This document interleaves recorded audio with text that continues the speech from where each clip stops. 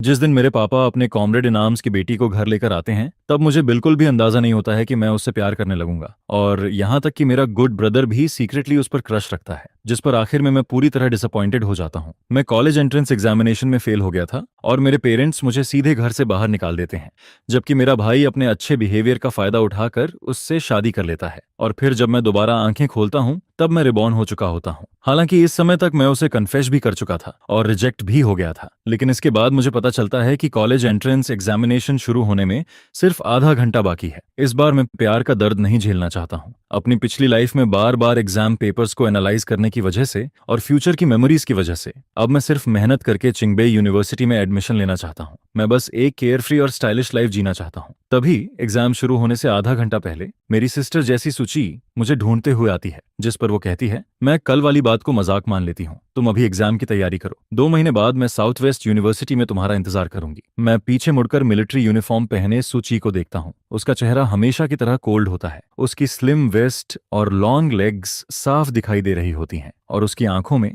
वही फेमिलियर नजर होती है, जिसे देखकर मैं कुछ देर तक कुछ बोल ही नहीं पाता हूँ, जिस पर वो हल्का सा भौहें चढ़ाती है। तब जाकर मैं रिएक्ट करता हूँ और तुरंत अपना पेन और एडमिट कार्ड उठा लेता हूँ। सिस्टर, टाइम ऑलमोस्ट हो चुका है, मैं पहले एग्जाम देने जा रहा हूँ। जिस पर सुची थोड़ी हैरानी से मुझे देखती है। उसे यकीन नहीं होता कि उसका वही छोटा भाई जो हमेशा उससे चिपका रहता था, आज इतना फ्री और इजी बिहेव कर रहा है। लेकिन मैं उसकी चमकती हुई आंखों की तरफ देखे बिना ही घर से बाहर भाग जाता हूँ और फिर एक टैक्सी लेकर एग्जाम सेंटर की तरफ निकल गया। इस बार मैं खुद को एक और चांस देता हूँ। मैं अब सुची के पीछे भागना नहीं चाहता हूँ। पिछली लाइफ में मैं पूरी जिंदगी भटकता रहा था, लेकिन इस बार मैं इस मौके को मजबूती से पकड़ना चाहता हूँ। मैं कॉलेज एंट्रेंस एग्जामिनेशन दूंगा, एक अच्छी यूनिवर्सिटी में एडमिशन लूंगा और फिर अपनी जिंदगी अपनी तरह जीऊंगा। मैं अलग अलग जगहों को देखूंगा, अलग अलग सीनरी को फील करूंगा और फिर जब एग्जाम खत्म होता है और मैं एग्जामिनेशन रूम से बाहर निकलता हूं, तब तक सनसेट हो चुका होता है। बाहर रिपोर्टर्स की भीड़ खड़ी होती है जो स्टूडेंट्स का इंटरव्यू लेने का इंतजार कर रही होती है। मैं उन्हें अवॉइड करके निकलना चाहता हूं, लेकिन तभी कोई मेरा रास्ता रोक देता है। वो लिन्यू होता है, जिस पर वो मुझे देखकर मुस्कुराता है और कहता है, सुना है कल तुम्हारा कन्फेशन रिजेक्ट हो गया था, तो क्या आज का एग्जाम उससे अफेक्ट हुआ? मैं अभी उसका जवाब देने ही वाला होता हूं कि तभी भीड़ के बीच से एक फेमिलियर फिगर अंदर आता है। वो मेरा वही गुड ब्रदर होता है जिसने सफेद शर्ट पहन रखी होती है। जिस पर वो तुरंत कहता है, मत पूछो, लिन्यू की हालत बहुत खराब है। यह सुनते ही मेरे दिमाग में पिछली लाइफ की सारी बातें एक साथ वापस आने लगती हैं। मेरी जिंदगी के हर दुख के पीछे यही गुड ब्रदर था, जिस पर उसी ने मेरे कन्फेशन की बात सबको बताई थी। उसी की वजह से मेरे पेरेंट्स ने मुझे घर से निकाल दिया था और बाद में जब मैंने उसे सुची के बगल में प्रौढ़ होकर खड़े देखा था, तब मुझे समझ आया था कि मेरी बर्बाद हुई जिंदगी सिर्फ उसके प्यार का रास्ता साफ करने के लिए थी। लेकिन इस बार सब कुछ दोबारा शुरू हो चुका था, जिस पर मैं उसके हाथ को झटक देता हूँ जो आगे बढ़कर एक्टिंग करने वाला था। फिर मैं पूरी शांति के साथ रिपोर्टर की तरफ मुड़ता हूँ और कहता हूँ, किसी को पसंद करना गलत नहीं होता है और कन्फेस करना भी गलत नहीं होता है, लेकिन इनमें से कोई भी चीज मुझे अफेक्ट नहीं करेगी। मुझे इस एग्जाम पर पूरा कॉन्फिडेंस है। सनसेट की रोशनी मुझ पर पड़ रही होती है और मेरी शैडो पहले से ज्यादा मजबूत दिखाई दे रही होती है। इसके बाद मैं घर की तरफ चलने लगता हूँ, वही घर जो पिछली लाइफ में मेरी सोल का सबसे बड़ा सपना था। और फिर जैसे ही मैं घर के पास बड़े पेड़ के नीचे पहुंचता हूँ, मुझे पापा की फेमिलियर और प्यार भरी आवाज सुनाई देती है। वो मेरा इंतजार कर रहे होते हैं, जिस पर वो कहते हैं, कल तुमने सुची से जो कहा था वो मैंने सुन लिया था। मैंने तुम्हारी माँ को नहीं बताया, तुम भी ना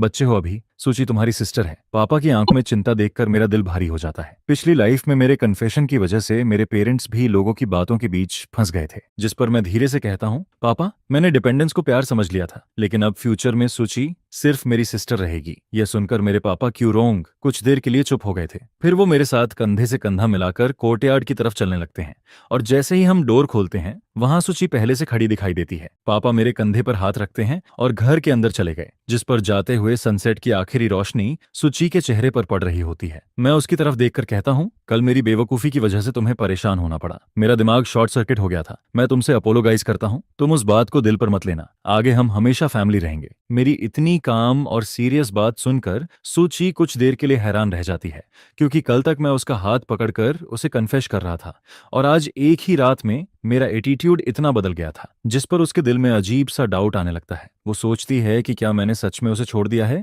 या फिर मैं कोई नया तरीका यूज कर रहा हूँ। जिस पर सूची मेरी तरफ देखती है और कहती है, चेन शेंग ने सही कहा था, अगर तुम ऐसा सोचते हो तो यह अच्छी बात है। कॉलेज एंट्रेंस एग्जामिनेशन जिंदगी का टर्निंग पॉइंट होता है, तुम्हारा ध्यान सही चीजों पर होना चाहिए। मैं हमेशा की तरह मुस्कुराकर सिर हिला देता हूँ। फिर वो अपने कमरे से एक कैंपस एटलस निकालकर मेरे हाथ में देती है, जिस पर वो कहती है, हर साल साउथ वेस्ट यूनिवर्सिटी का स्कोर लाइन बढ़ता जा रहा है, तुम्हें पूरी मेहनत करनी पड़ेगी। मैं अपने हाथ में साउथ वेस्ट यूनिवर्सिटी का एडमिशन्स पोस्टर देखता हूँ, जिस पर मेरे चेहरे की स्माइल धीरे धीरे रुक जाती है, लेकिन मैं उसे कुछ नहीं कहता हूँ, क्योंकि पिछली लाइफ में मैं सिर्फ सूची के पीछे भागना चाहता था। इसलिए नेचुरली मैं उसी साउथ वेस्ट यूनिवर्सिटी में जाना चाहता था जो उसके मिलिट्री एरिया के सबसे पास थी। लेकिन आखिर में मैं उसे पा नहीं सका और मेरी जिंदगी पूरी तरह बर्बाद हो गई थी। इसलिए इस बार मैं मजबूती से चिंगबई यूनिवर्सिटी को चूज करना चाहता हूँ।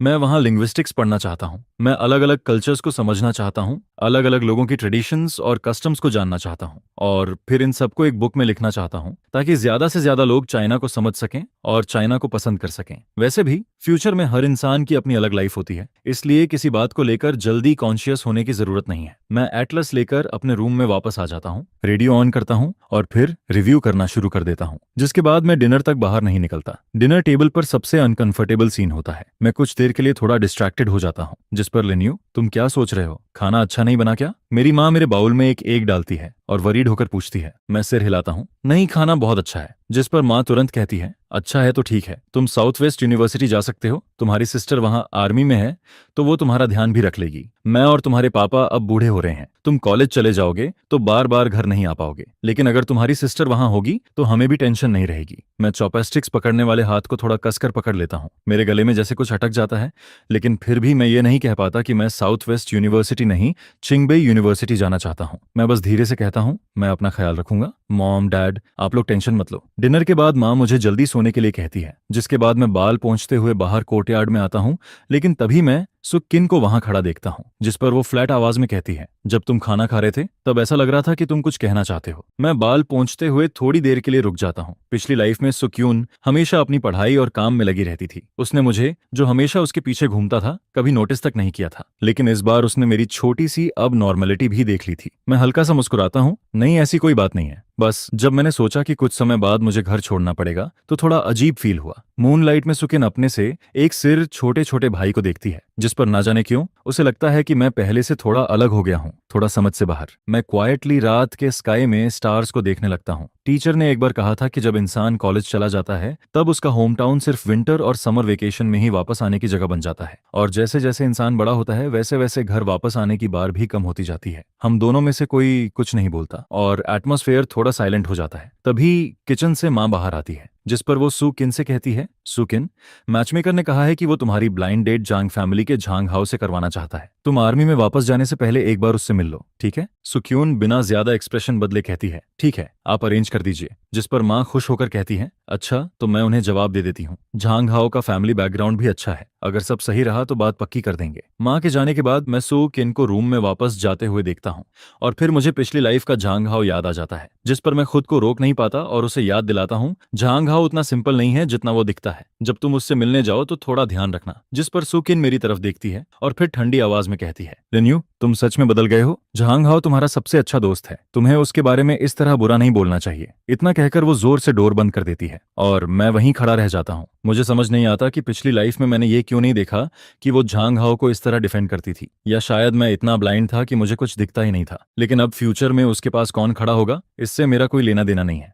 जिसके बाद मैं वापस अपने रूम में चला जाता हूँ सोने के लिए और अगले दिन के एग्जाम की तैयारी करने लगता हूँ। अगले दिन एग्जाम खत्म होने की बेल बजती है और 10 साल से ज्यादा की मेहनत जो मैंने किताबों और पढ़ाई में बिताई थी वो आखिर इन कुछ आंसर शीट्स में खत्म हो जाती है। लेकिन जैसे ही मैं बाहर निकलता हूँ आसपास के लोग मुझे अजीब नजरों से देखने लगते हैं। अरे, ये तो लिन फैमिली का लड़का है, यही ना जो अपनी ही सिस्टर के पीछे पड़ा हुआ था। सच में कितनी शर्म की बात है, ओल्ड लिन फैमिली का इतना शेमलेस बेटा निकला। लगता है इनके एंसेस्टर्स की ग्रेव गलत जगह बनी हुई है। इतनी मोटी स्किन है इसकी, हमारे वेन्यांग विलेज की इज्जत ही खराब कर दी। उनकी बातें सुनकर मुझे ऐसा लगता है जैसे मैं फिर से पिछली लाइफ के नाइटमेयर में वापस आ गया हूँ। मेरा हाथ धीरे धीरे मुट्ठी में बदल जाता है, लेकिन मैं जानता हूँ कि रूमर्स जैसी चीजों से भागने पर वो और बढ़ती हैं। अगर मैं भागूंगा तो लोग और बातें बनाएंगे, इसलिए इस बार मैं भागने वाला नहीं हूँ। मैं पलटकर उनकी तरफ देखता हूँ, अपना सिर ऊपर करता हूँ और फिर जोर से कहता हूँ, सुचिंग और मेरा कोई ब्लड रिलेशन नहीं है, हमारे बीच कोई गलत रिश्ता नहीं है, किसी को पसंद करना गलत नहीं होता। लेकिन मैं अभी छोटा हूँ, इसलिए कुछ समय के लिए मैं डिपेंडेंस और प्यार में फर्क नहीं समझ पाया। लेकिन अब मैंने सब क्लियर कर लिया है। फ्यूचर में सुचिंग जिसकी भी शादी करेगी मैं उसे ब्लेस करूंगा, और अगर तुम लोग पीछे से फिर ऐसी बातें करोगे तो मैं तुम्हारे खिलाफ स्लैंडर की कंप्लेन कर दूंगा। मेरी बात और एटीट्यूड देखकर आसपास के लोग थोड़ा शॉक हो जाते हैं। जिस पर वो धीरे धीरे चुप हो जाते हैं और फिर संभल कर बात करने लगते हैं। मैं हल्के कदमों से घर वापस लौटता हूँ और जैसे ही मैं अंदर आता हूँ, मैं अपनी माँ को किचन से खाना लेकर बाहर आते हुए देखता हूँ, जिस पर वो कहती है, खाना बन गया है, बस तुम्हारी सिस्टर के वापस आने का इंतजार है, फिर हम खा लेंगे। मैं प्लेट उठाते हुए कैजुअली पूछता हूँ, सिस्टर कहाँ गई है? जिस पर माँ मुस्कुराकर कहती है, तुम्हारी सिस्टर को समझ आ गई है, कल उसे झांग हाओ के साथ ब्लाइंड डेट पर जाना है ना, इसलिए वो टाउन गई है उसके लिए गिफ्ट्स खरीदने। मैं चुपचाप उनकी बात सुनता हूँ। मुझे बिल्कुल उम्मीद नहीं थी कि सुचिंग, जो हमेशा दूसरों के लिए इतनी कोल्ड रहती थी, वो झांग हाओ के लिए इतने ध्यान से गिफ्ट्स चुनेगी। और फिर जब आखिरी डिश टेबल पर आती है, उसी समय सुचिंग भी वापस आ जाती है। उसके हाथ में बड़े और छोटे कई बैग्स होते हैं और उनमें से एक बैग में एक शर्ट भी रखी होती है, जिस पर माँ तुरंत कहती है, अरे तुमने शर्ट भी खरीदी, लेदर बैग भी खरीदा, तुम बच्ची हो अभी, तुम्हारे पैसे बचाने चाहिए। सुचिंग बिना ज्यादा रिएक्शन दिए कहती है, मॉम इसकी जरूरत थी। मैं उनकी बातें क्वाइटली सुनता हूँ, फिर चुपचाप अपना फेवरेट ब्रेस्ट पॉक खाता हूँ और वापस अपने रूम में चला जाता हूँ। मेरे डेस्क पर मेरी और सू चिंग की एक फोटो रखी होती है और उस फोटो में हम दोनों बहुत ब्राइट स्माइल कर रहे होते हैं। मुझे लगता था कि वो भी मेरे लिए स्पेशल है। जब मैं 10 साल का था तब मैंने गलती से बिल्ली को भगा दिया था, जिस पर वो पूरी रात मेरे पास बैठी रही। जब मैं 12 साल का था और दूसरे बच्चे मुझे परेशान करते थे, तब वो मेरे लिए खड़ी हो जाती थी। एक बार मैं रास्ता भटक गया था, जिस पर वो पूरी रात मुझे ढूंढती रही थी और फिर मुझे घर लेकर आई थी, लेकिन फिर वो आर्मी में चली गई। हमारे मिलने का टाइम कम होता गया और अब उसके पास अपना फैमिली होने वाला है और मैं भी चिंगबई जाकर कॉलेज पढ़ने वाला हूँ। मैं कपबोर्ड से एक पेपर बॉक्स निकालता हूँ और उसमें उससे जुड़ी सारी चीजें रख देता हूँ। उसने मुझे जो स्टेशनरी बॉक्स दिया था, बचपन के टॉयज और हमारी फोटो, सब कुछ। जिसके बाद मैं सोचता हूँ कि अगले दिन इन्हें फेंक दूंगा, लेकिन अगले दिन जैसे ही मैं बाहर निकलता हूँ, तभी मेरी टक्कर सुचिंग से हो जाती है। उसने अपना मिलिट्री यूनिफॉर्म नहीं पहना होता, बल्कि एक नया ड्रेस पहना होता है, जिस पर वो मुझे देखकर पूछती है, तुम क्या पकड़े हुए हो? मैं बॉक्स को थोड़ा ऊपर करता हूँ। कुछ रिव्यू मटेरियल है और कुछ पुराने टॉयज। इन्हें वेलफेयर होम में डोनेट करने वाला हूँ। जिस पर वो बस सिर हिलाती है और कुछ नहीं पूछती। फिर वो कुछ देर वहीं खड़ी रहती है और बाहर निकलते वक्त पीछे मुड़कर कहती है, थोड़ी देर में मॉम को बोल देना। मैं उसकी जाती हुई बैग को देखता हूँ और फिर बॉक्स में रखी हमारी ग्रुप फोटो को। मेरे होंठों पर हल्की सी मुस्कान आ जाती है। अगर उसे सच में कोई फर्क नहीं पड़ता तो शायद उसे यह भी पता नहीं होगा कि यह फोटो फ्रेम हमारी एक साथ वाली इकलौती फोटो थी। कुछ देर बाद मैं सड़क के किनारे पहुंचता हूँ और अपने हाथ में पकड़ा पेपर बॉक्स ट्रैश कैन में फेंक देता हूँ। जिसके बाद मैं ब्रेकफास्ट करता हूँ और फिर टाउन जाने के लिए कार पकड़ लेता हूँ। मैं चिंगबई यूनिवर्सिटी के बारे में जानने के लिए कई बुक स्टोर्स घूमता हूँ। बहुत देर बाद मुझे एक ऐसी बुक मिलती है जिसमें चिंगबई यूनिवर्सिटी के बारे में लिखा होता है। जिसके बाद मैं डेली यूज की चीजें खरीदने के लिए मॉल चला जाता हूँ, जैसे केटल, वॉशर बेसिन और बाकी सामान। इसी बीच मुझे याद आता है कि कल रात मॉम को हल्की खांसी हो रही थी, जिस पर मैं फार्मेसी के अंदर चला जाता हूँ ताकि उनके लिए मेडिसिन ले सकूं। लेकिन जैसे ही मैं अंदर जाता हूँ, मैं वहीं रुक जाता हूँ, क्योंकि मेरे सामने सुचिंग खड़ी होती है और उसके साथ झांग हाओ होता है। वो उसका हाथ पकड़े हुए होता है और सुचिंग उसके हाथ में एक वॉच पहना रही होती है। उसी पल मेरे दिल में सिर्फ 4 शब्द आते हैं, अब सब खत्म हो चुका है। मैं अपनी नजरें वापस हटा लेता हूँ और मुड़कर जाने लगता हूँ, लेकिन तभी झांग हाओ मुझे देख लेता है, जिस पर वो सुचिंग का हाथ पकड़कर बाहर आता है और जानबूझकर अपनी रिस्ट पर पहनी हुई वॉच दिखाता है। उसके चेहरे पर साफ प्राउड दिखाई दे रहा होता है। फिर वो मुस्कुराकर कहता है, सुचिंग और मेरी ब्लाइंड डेट बहुत अच्छी रही, हम दोनों जल्दी ही शादी करने वाले हैं, तुम्हें बुरा तो नहीं लगेगा? मैं बिना एक्सप्रेशन बदले कहता हूँ, नहीं। जिस पर सुचिंग धीरे से कहती है, लिन यू, फ्यूचर में तुम्हारा ब्रदर मेरा भी छोटा भाई होगा। वो झांग हाओ की तरफ देखकर हल्का सा मुस्कुराती है और सिर हिलाती है। मैं भी हल्का सा मुस्कुरा देता हूँ, लेकिन कुछ नहीं कहता, क्योंकि पिछली लाइफ में मैं झांग हाओ का रियल चेहरा देख चुका हूँ। मैं पहले ही समझ चुका हूँ कि वो कैसा इंसान है। इस लाइफ में मैं उससे किसी भी तरह का रिलेशन नहीं रखना चाहता। जिस पर झांग हाओ के चेहरे की स्माइल और बड़ी हो जाती है। फिर वो कहता है, लिन यू, हम दोनों को अभी कुछ और सामान खरीदना है, तुम हमारे साथ चलोगे? मैं तुरंत मना कर देता हूँ, मैं अपना सामान खरीद चुका हूँ, मैं पहले घर जा रहा हूँ। इतना कहकर मैं वहां से चला जाता हूँ और पीछे सुचिंग काफी देर तक मेरी जाती हुई बैग को देखती रहती है। उसके चेहरे पर कुछ इमोशंस आते हैं, लेकिन आखिर में वो कुछ नहीं कहती। घर पहुंचकर मैं मेडिसिन और सप्लीमेंट्स मॉम को दे देता हूँ, जिसके बाद मैं सीधे अपने रूम में चला जाता हूँ और चिंगबई की वो बुक खोलकर पढ़ना शुरू कर देता हूँ। रूम में बहुत शांति होती है और मुझे पता भी नहीं चलता कि कब बाहर अंधेरा हो जाता है। तभी डोर पर नॉक होती है। मैं डोर खोलता हूँ तो बाहर सुचिंग खड़ी होती है, जिस पर वो कहती है, मैंने देखा कि तुम्हारे रूम की लाइट अभी भी ऑन है, तुम अभी तक सोए नहीं? मैं बुक बंद करके कहता हूँ, बस अब सोने वाला हूँ। वो मेरी तरफ देखती है, लेकिन अचानक उसकी नजर मेरे डेस्क पर चली जाती है। फिर वो हल्का सा फ्राउन करके पूछती है, तुम्हारे डेस्क पर जो फोटो फ्रेम था वो कहाँ है? शायद उसे भी महसूस होने लगा था कि मैं इन दिनों उससे थोड़ा दूर दूर रहने लगा हूँ, और ना जाने क्यों उसे यह बात थोड़ी अजीब लग रही थी। मैं एक पल के लिए पीछे देखता हूँ और फिर जल्दी से झूठ बोल देता हूँ, गलती से टूट गया, रिपेयर के लिए दिया है। मुझे नहीं पता क्यों, लेकिन मेरा जवाब सुनने के बाद उसके चेहरे पर थोड़ा सुकून आ जाता है, जिस पर वो धीरे से कहती है, ठीक है, फिर जल्दी सो जाना। पिछली लाइफ में मैं उसके सामने कभी झूठ नहीं बोल पाता था क्योंकि वो हमेशा मेरी बात समझ जाती थी। लेकिन इस बार उसने मेरा इतना आसान झूठ भी नहीं पकड़ा। मैं खुद पर हल्का सा हंसता हूँ, डोर बंद करता हूँ और फिर सो जाता हूँ। अगले कुछ दिनों तक मैं बस घर में रहता हूँ, किताबें पढ़ता हूँ और रिजल्ट का इंतजार करता हूँ। जहां तक सुचिंग की बात है, वो हर दिन सुबह जल्दी निकल जाती है और देर रात वापस आती है। वो झांग हाओ के साथ अपना रिलेशन और अच्छा बना रही होती है। दिन इसी तरह गुजरते जाते हैं और फिर 24 जून को, जिस दिन कॉलेज एंट्रेंस एग्जामिनेशन का रिजल्ट आने वाला होता है, मैं सुबह सुबह स्कूल पहुंच जाता हूँ। मैं अभी स्कूल गेट पर पहुंचा ही होता हूँ कि तभी एक सफेद सांताना कार मेरे सामने रुकती है, जिस पर कोई मुझे आवाज देता है, लिन्यू, तुम भी रिजल्ट देखने आए हो? मैं मुड़कर देखता हूँ तो कार से चेनशी बाहर निकलती है। उसके चेहरे पर स्माइल होती है। वो मेरी क्लास में थी। उसका फैमिली बैकग्राउंड बहुत अच्छा था। उसके पेरेंट्स बड़े ऑफिसर्स थे, लेकिन पहले कभी हमारी ज्यादा बात नहीं हुई थी। मैं पॉलिटली सिर हिला देता हूँ, लेकिन चेनशी को इससे कोई फर्क नहीं पड़ता। वो सीधे मेरे पास आ जाती है और कहती है, चलो साथ में चलते हैं। जिसके बाद हम दोनों साथ में टीचर के ऑफिस में जाते हैं। जैसे ही मुझे रिपोर्ट कार्ड मिलता है, मैं थोड़ा नर्वस हो जाता हूँ। मैं धीरे से रिपोर्ट कार्ड खोलता हूँ और नीचे बड़े साफ लेटर्स में मेरा टोटल स्कोर लिखा होता है, 689 पॉइंट्स। उसे देखते ही मैं लंबी सांस लेता हूँ, क्योंकि मैंने चिंगबे यूनिवर्सिटी का पिछले कई सालों का एडमिशन स्कोर देखा था। वो लगभग 670 के आसपास रहता था। मतलब इस स्कोर के साथ मेरा एडमिशन ऑलमोस्ट पक्का था, जिस पर मैं मन ही मन टीचर वांग को थैंक यू कहता हूँ और फिर जल्दी से घर जाकर यह गुड न्यूज बताने का सोचता हूँ। लेकिन मैं काफी देर तक बाहर खड़ा रहता हूँ और कोई कार नहीं मिलती। तभी सुबह की धूप धीरे धीरे मुझ पर पड़ने लगती है। जब मैं घर पहुंचता हूं और कार से उतरता हूं, तभी मैं देखता हूं कि सुक्विन और जांग हाओ हाथ पकड़कर कोर्टयार्ड से बाहर आ रहे होते हैं। मैं तुरंत अपनी नजरें हटा लेता हूं और ड्राइवर सीट पर बैठी चेन शी को थैंक यू कहता हूं, जिस पर चेन शी के चेहरे पर एक प्यारी सी स्माइल आ जाती है। वो कहती है, अगर सच में थैंक यू कहना है तो 2 दिन बाद मेरा बर्थडे है, तुम आ जाना। मैं हल्का सा मुस्कुरा देता हूं।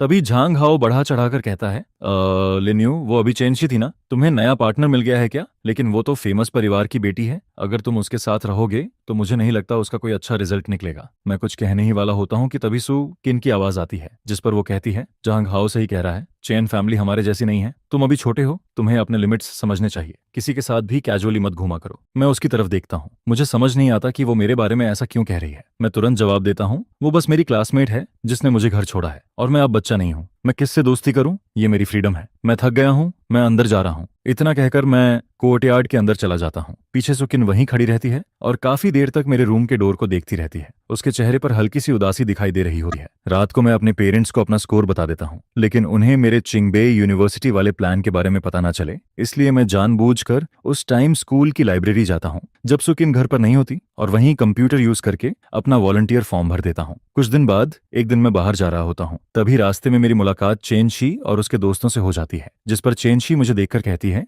लिन्यू, तुम स्केटिंग करने चलोगे? आज मेरा बर्थडे है और हम सब आइस रिंक जा रहे हैं। तभी मुझे याद आता है कि आज उसका बर्थडे है। मैं मना नहीं कर पाता और उसके साथ टाउन के सबसे बड़े आइस रिंक चला जाता हूँ। वहां पहुंचकर चेनशी मेरे पास स्केट्स लेकर आती है और पूछती है, तुमने पहले कभी स्केटिंग नहीं की ना? डरना मत, मैं तुम्हें सिखा दूंगी। हम दोनों स्केट्स पहन लेते हैं और फिर रिंक में जाते हैं। लेकिन जैसे ही मैं अंदर जाता हूँ, मैं दूसरी तरफ सुक्विन और जांग हाओ को देख लेता हूँ। मैं बस हल्का सा हेलो कहता हूँ, लेकिन सुकिन मुझे नहीं बल्कि चेनशी को ठंडी नजरों से देखती है। इसी बीच रिंक में म्यूजिक बजने लगता है और माहौल लाइवली हो जाता है। जांग हाओ सुचिन का हाथ पकड़कर अंदर चला जाता है और मैं चेनशी के साथ दूसरी तरफ चला जाता हूँ। क्योंकि ये पहली बार था, इसलिए मैं थोड़ा नर्वस था। मैं बस चेनशी का हाथ पकड़कर धीरे धीरे आगे बढ़ता हूँ, जिस पर वो कहती है, घुटनों को थोड़ा बेंड करो, बॉडी को बैलेंस रखो। हाँ, ऐसे। उसकी हेल्प से मैं धीरे धीरे स्केटिंग सीखने लगता हूँ। फिर मैं खुद ट्राई करना चाहता हूँ, लेकिन जैसे ही मैं उसका हाथ छोड़ता हूँ, 2 कदम चलते ही मेरा बैलेंस बिगड़ जाता है। अच्छा हुआ कि चेनशी तुरंत मुझे पकड़ लेती है और अगले ही पल हम दोनों बहुत पास आ जाते हैं। मैं उसकी खुशबू फील कर सकता हूँ और इस वजह से मैं थोड़ा अनकंफर्टेबल हो जाता हूँ। मैं जल्दी से खुद को संभालने की कोशिश करता हूँ,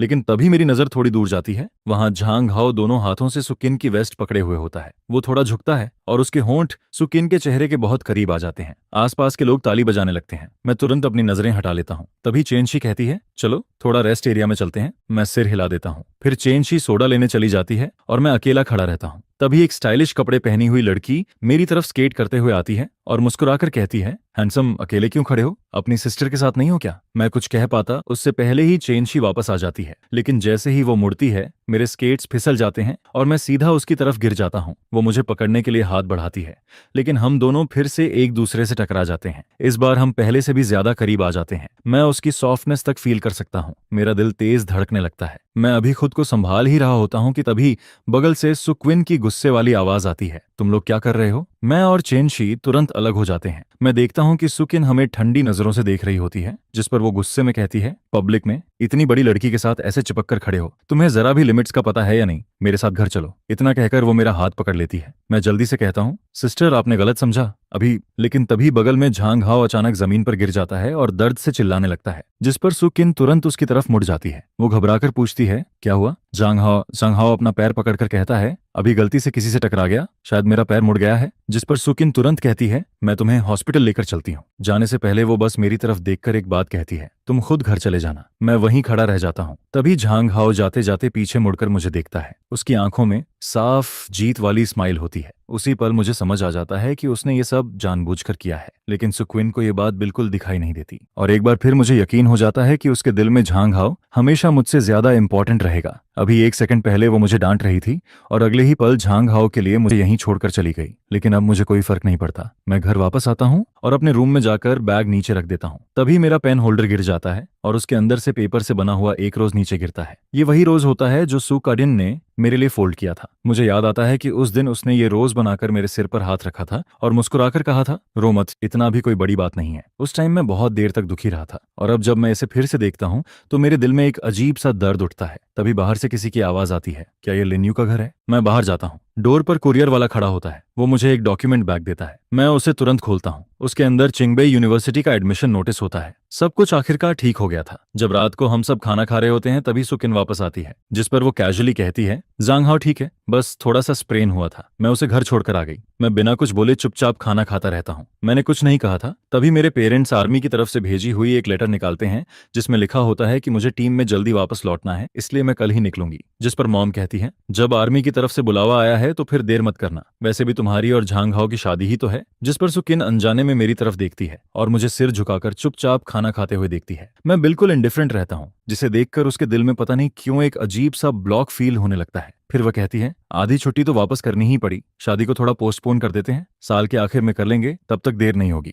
वैसे भी तुम्हारा एडमिशन लेटर भी अब तक आ ही जाएगा। इसके बाद मॉम कहती है, झांग हाओ ने भी साउथ वेस्ट यूनिवर्सिटी में अप्लाई किया है, जब तुम दोनों साथ जाओगे तो रास्ते में भी एक दूसरे का ध्यान रख लोगे। जिस पर सुकैन भी सिर हिलाकर कहती है, हाँ तुम दोनों साथ जा सकते हो। यह सुनकर मुझे दोपहर में मिला हुआ नोटिस याद आता है, जिस पर मैं थोड़ा हेजिटेट करता हूँ। तभी सुक्विन मेरी तरफ देखकर कहती है, जब लिन्यू साउथ वेस्ट पहुंचे तो उसका थोड़ा ज्यादा ध्यान रखना। उसकी ये बात सुनकर मैं चुपचाप अपने मुंह में चावल का एक कौर डालता हूँ, लेकिन फिर भी कुछ नहीं कहता। मैं सोचता हूँ कि अभी कुछ कहने से मॉम बेवजह परेशान हो जाएगी, इसलिए वहां पहुंचने के बाद ही सब बताऊंगा। अगले दिन पूरा फैमिली बहुत सुबह उठ जाता है ताकि सूचिन को डोर तक छोड़ सके। मॉम बार बार कहती है, रास्ते में अपना ध्यान रखना, तुम्हें चेनशी का नेचर पता नहीं है, इसलिए तुम्हें उस पर थोड़ा ज्यादा ध्यान देना होगा, और वैसे भी स्कूल शुरू होने वाला है। मैं उसकी बातें चुपचाप सुनता रहता हूँ और एक बार भी उसे नहीं टोकता। ऐसा लगता है जैसे वह मेरे मुंह से कोई जवाब सुनने का इंतजार कर रही है, जिस पर मैं सिर्फ हल्का सा सिर हिलाता हूँ और कहता हूँ, हाँ मुझे पता है, अगर वह ऐसा ही सोचना चाहती है तो सोचती रहे।